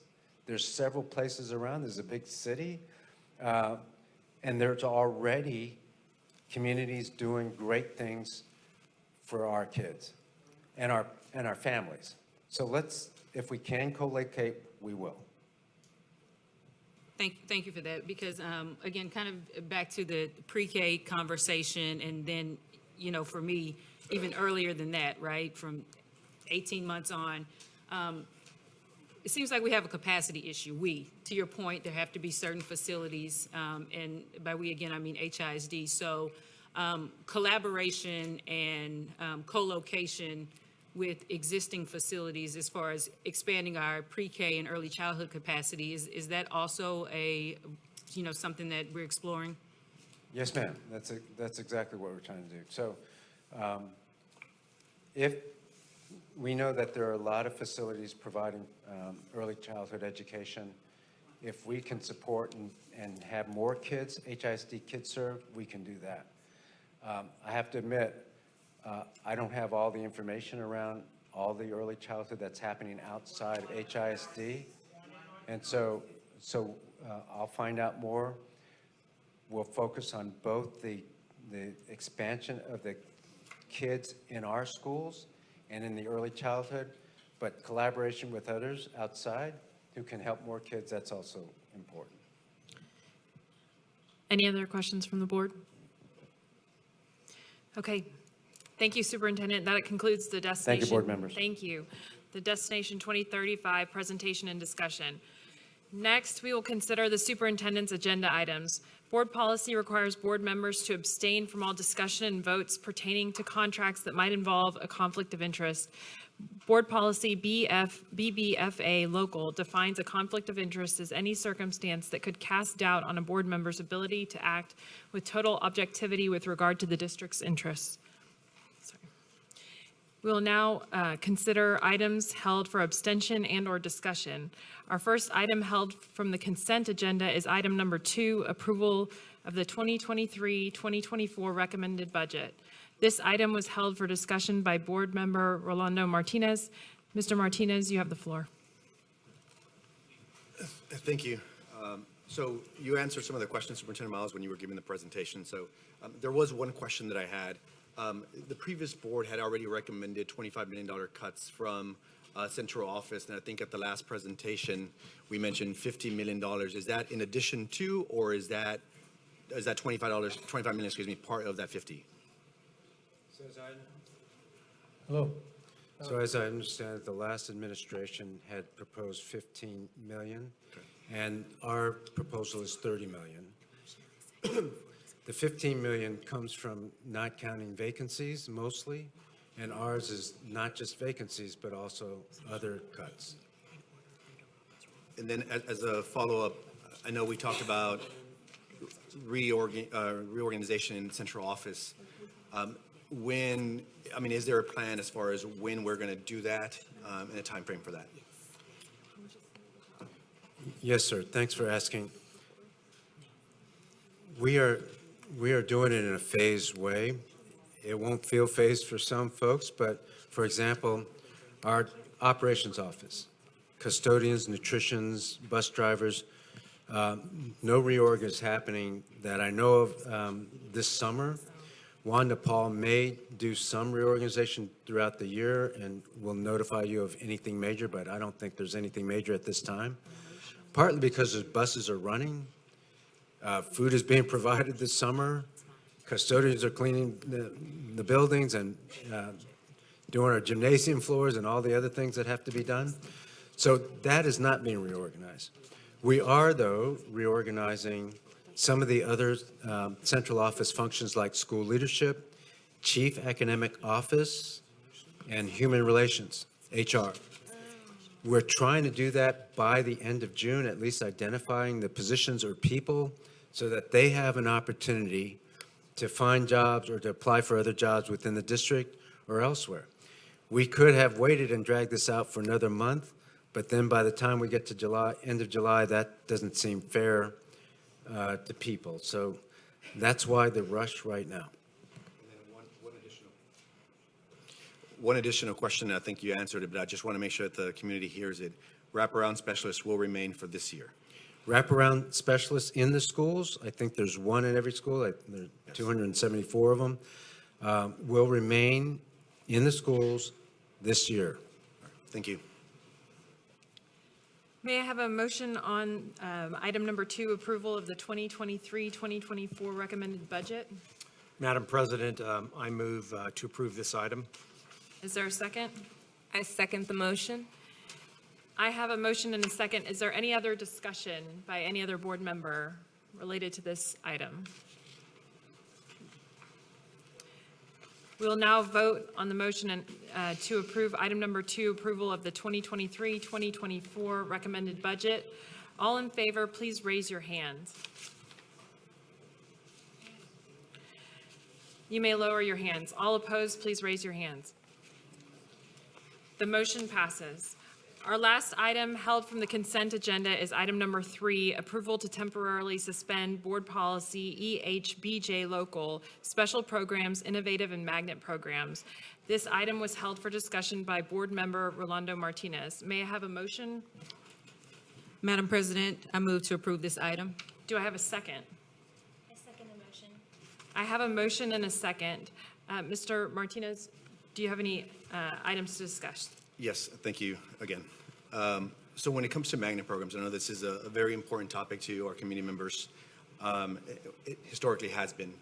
So if my figures are correct, there's about 3,000 students that are currently enrolled in magnet programs in the NES schools. 20%, at least by policy, has to be out of zone.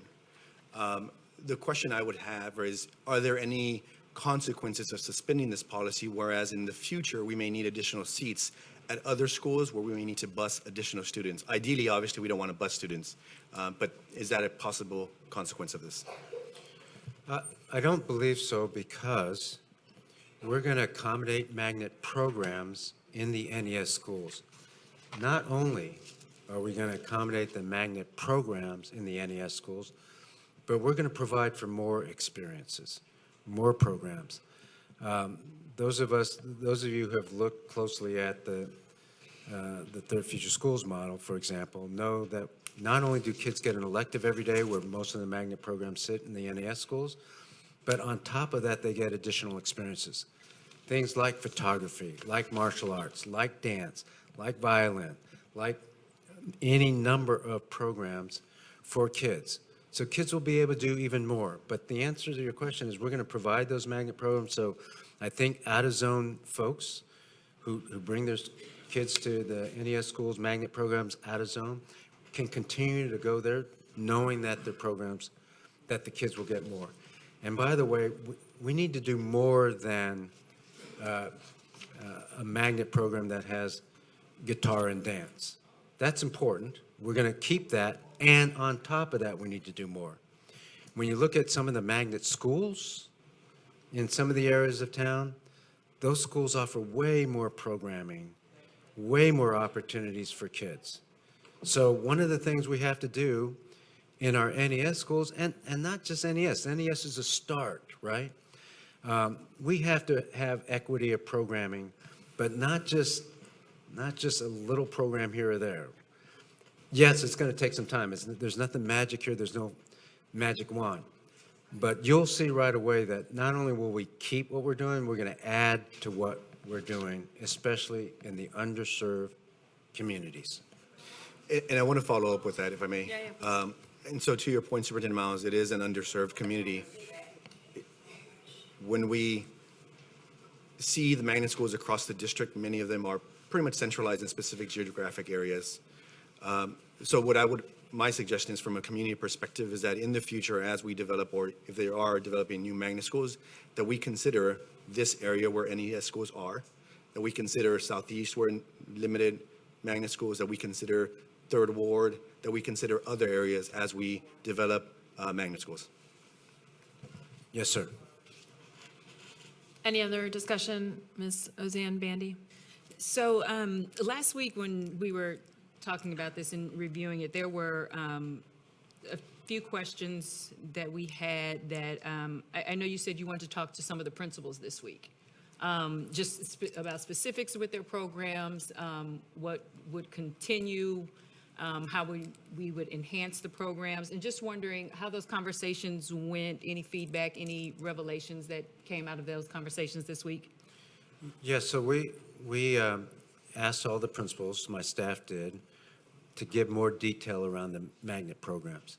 And again, once we had the principals identified, and I have information about that I can give the board later, we're going to sit down and make sure that the magnet programs are accommodated. And what I learned is that almost every program can be accommodated in the NES schools. So they gave a little bit more details, but it was about the number of hours, the time frame, the schedule, and again, there may be shifts in the schedule, but not shift in the programming. Meaning we'll still have dance, we'll still have guitar, we'll still have environmental science, we'll still have those sorts of things. Thank you for that. And just a follow-up question, there's been some concern about who would be teaching these classes to our children and to our students in NES schools. And I know we talked about maybe contractors and things like that. How are we going to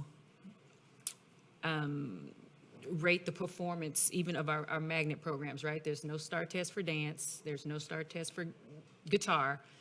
How do we know that a magnet program, even photography and additional activities, meeting the needs of our students and giving them the exposure that they need? Yeah, thanks for asking. So we rarely do anything, or we will rarely do anything without some sort of metric that says, this is a good photography class, this is a good dance class. If it says Chapter 21 teacher, certified teacher, that teacher will have what we call student learning objectives, goals that the teacher sets that are measurable. So let's say it's a dance teacher. So what is it, teacher, that you want your kids to learn and you can measure in 3 months and then 6 months? What is it? Is it the number of pirouettes? I'm not a dance teacher, obviously, but is it the number of different movements for modern dance? What is it exactly that you're going to teach the kids? Yeah, is it a routine is it choreographing a dance? Is that what you're going to do? Whatever it is, you have to set a goal for that. And we will measure it mid-year and end of semester, or at the quarter and at the end of the semester. And every teacher will have an SLO if they don't have a assessment like a STAR. Any other questions from the board on this item number 3? Mr. Martinez? So you mentioned contractors. Are these contractors in the building the entire day, or will they be assigned specific periods where they go in and out? Of course, with 10 and 9 employees, there's some restrictions there. Yeah, we're hoping to take advantage of the expertise of people in the community. We know that the community is rich with experiences. Some are retired, some are part-time. So the answer to the question is some consultants, community consultants, will work 8 hours in a week. Some will work 20 hours in a week. We have what's called a dyad coordinator to coordinate this for our schools. And so I use the example of photographer, but I can use the example of a person who does martial arts, or a person who does dance, or a person who does fitness in the community. Many people teach like piano teachers. Piano teachers teach kids after school or on weekends. That same piano teacher may be able to teach our kids during the day. And so we have contracted with piano teachers who have their own business. We have contracted with people who do fitness, health and fitness, who do spin class. We have contracted with photographers. We have contracted with people that have their own dojo, karate dojo, who during the day come and teach our kids. So it really depends on what's available in the community. It's been a great way, and it will be a great way for us to engage the community and for the community to be in our schools. Obviously, they'll be background checked and things like that. But I think it's a great community engagement, and everywhere we've been, the community loves this program. And usually the kids will say this is the part they like the best. Sorry, one more question. You're absolutely right, Superintendent Miles. When I hear from the community, especially at the elementary age level, that is one of the motivators why they're going to school in addition to their teachers and their friends. With regard to evaluating these community members, will they be reporting to the principals or someone at central office? And then who gets to make determinations about hiring terminations with those particular subset of employees? That's a great question. The answer is they can't be 1099 employees if you control what they do. What we have to do is make sure we have experts and professionals, a professional photographer, a professional karate person, a person who does karate, as part of their job. We bring those people in and we observe them. We try not to do the same metrics, so they're not Chapter 21 employees. They're community consultants paid on a 1099.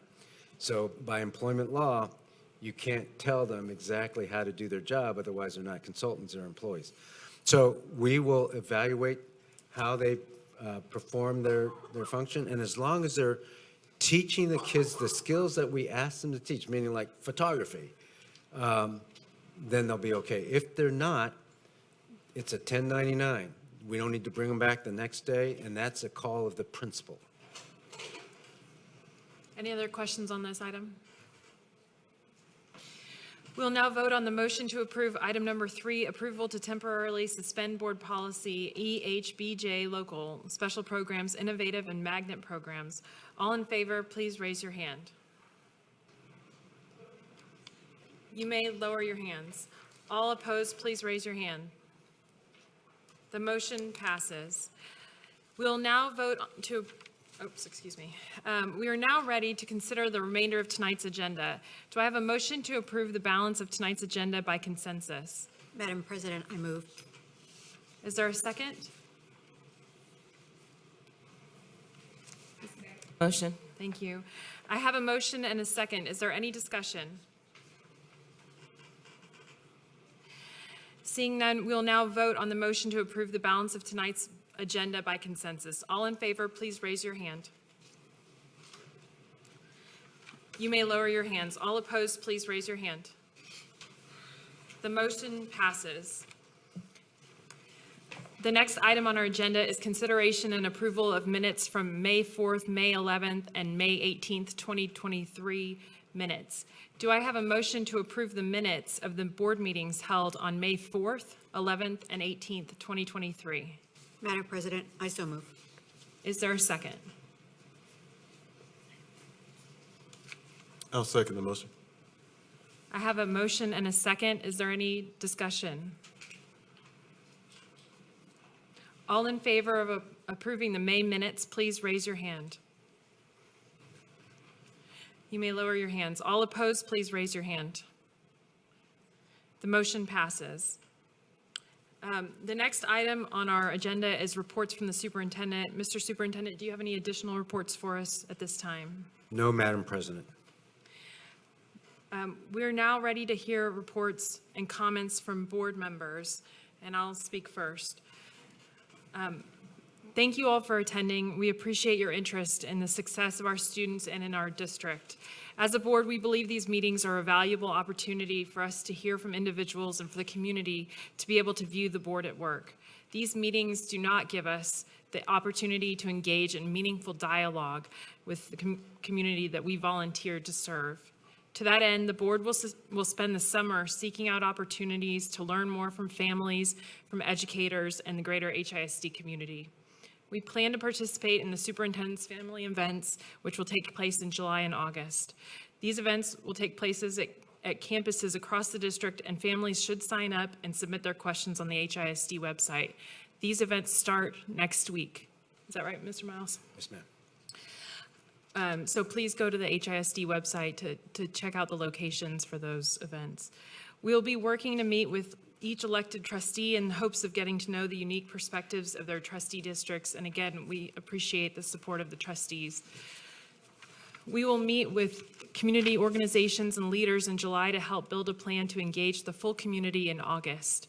And in August, we will launch our own series of events to hear directly from the community as we craft the goals and constraints that will set HISD on a path to better outcomes for our students. We look forward to seeing all of you and many more members of HISD's community over the summer. The board will now adjourn to closed session under Chapter 551 of Texas Government Code, Open Meetings Act, subsections 551.004 through 551.089. Should board action, vote, or decision on any matter considered in the closed session be required, such final vote, action, or decision shall be taken at open meeting, at the open meeting covered by this notice upon the reconvening of this public meeting or at a subsequent public meeting of the board upon notice thereof. The board has adjourned to closed session at 7:48 p.m. on this day, June 2nd, 2023.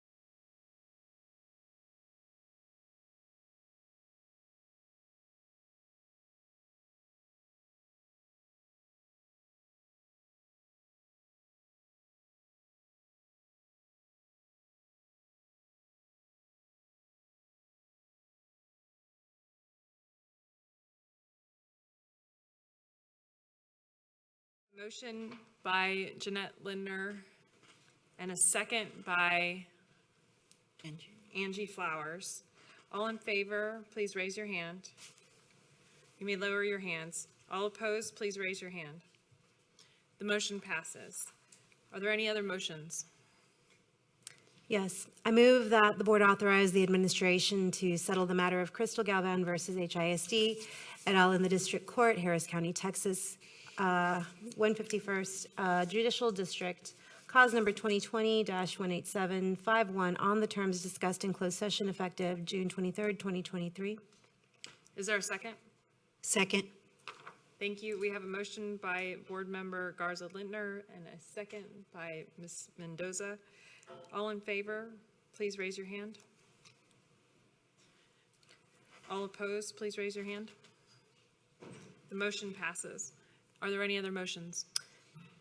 Yes, I move that the board authorize the administration to settle the subrogation lien of William Mitchum against Kelly Tully and Travelers Insurance for workers' compensation benefits. Travelers Insurance claim number IUM 4190 on the terms discussed in closed session effective June 23, 2023. Is there a second? I second. We have a motion by Board Member Jeanette Garza Lindner and a second by Mr. Ravon. All in favor, please raise your hand. All opposed, please raise your hand. The motion passes. Are there any other motions? Yes, I move that the board authorize the administration to settle the matter of Simani versus Marath et al., cause number D1GN 10007932, on the terms discussed in closed session effective June 23rd, 2023. Is there a second? Second. We have a motion by Board Member Garza Lindner and a second by Board Member Martinez. All in favor, please raise your hand. All opposed, please raise your hands. The motion passes. Are there any other motions? Yes, I move that the board approve the closed session personnel agenda, including specifically that the board approve proposed terminations of continuing term and probationary contracts, approve end of term, terminations of probationary contracts, that the board approve proposed non-renewals of term contracts, that the board approve proposed suspensions without pay, that the board approve issuance of fourth-year probationary contracts, and that the board authorize the superintendent or his designee to provide notice of same, that the board approve separation and release agreements, that the board approve withdrawals of contract recommendations, and that the board approve issuance of final orders on contract terminations and non-renewals as discussed in closed session effective June 23rd, 2023. Do we have a second? Second. Thank you. We have a motion by Board Member Garza Lindner and a second by Board Member Mendoza. All in favor, please raise your hand. You may lower your hands. All opposed, please raise your hand. The motion passes. Are there any other motions? Yes, I move that the board propose the termination of the employment contracts of Alvinus Franklin, Nathaniel Q. Henderson Elementary School Principal, and authorize the administration to provide notice to the employee of same on the terms discussed in closed session effective June 23rd, 2023. Is there a second? I second the motion. Thank you. We have a motion by Board Member Jeanette Garza Lindner and a second by Board Member Campo. All in favor, please raise your hand. You may lower your hands. All opposed, please raise your hand. The motion passes. Are there any additional motions? Yes, I move that the board approve the employment contract and addendum number 1 of Mr. F. Mike Miles as superintendent of schools on the terms presented in closed session and authorize the administration and board officers to execute same effective June 23rd, 2023. Is there a second? Second. Thank you. We have a motion by Board Member Garza Lindner and a second by Board Member Mendoza. All in favor, please raise your hand. You may lower your hands. All opposed, please raise your hand. The motion passes. Are there any additional motions? Yes, I move that the board grant the administration the authority to mediate and resolve EEOC charges as identified in closed session on the terms discussed in closed session effective June 23rd, 2023. Is there a second? Second. Thank you. We have a motion by Board Member Garza Lindner and a second by Board Member Campo. All in favor, please raise your hand. All opposed, please raise your hand. The motion passes. Are there any additional motions? No. Thank you. The next regular board meeting will be held on August 10th, 2023. Agenda review for that meeting will be held on August 3rd, 2023. There being no further business, this meeting is officially adjourned at 10:09 PM. Thank you.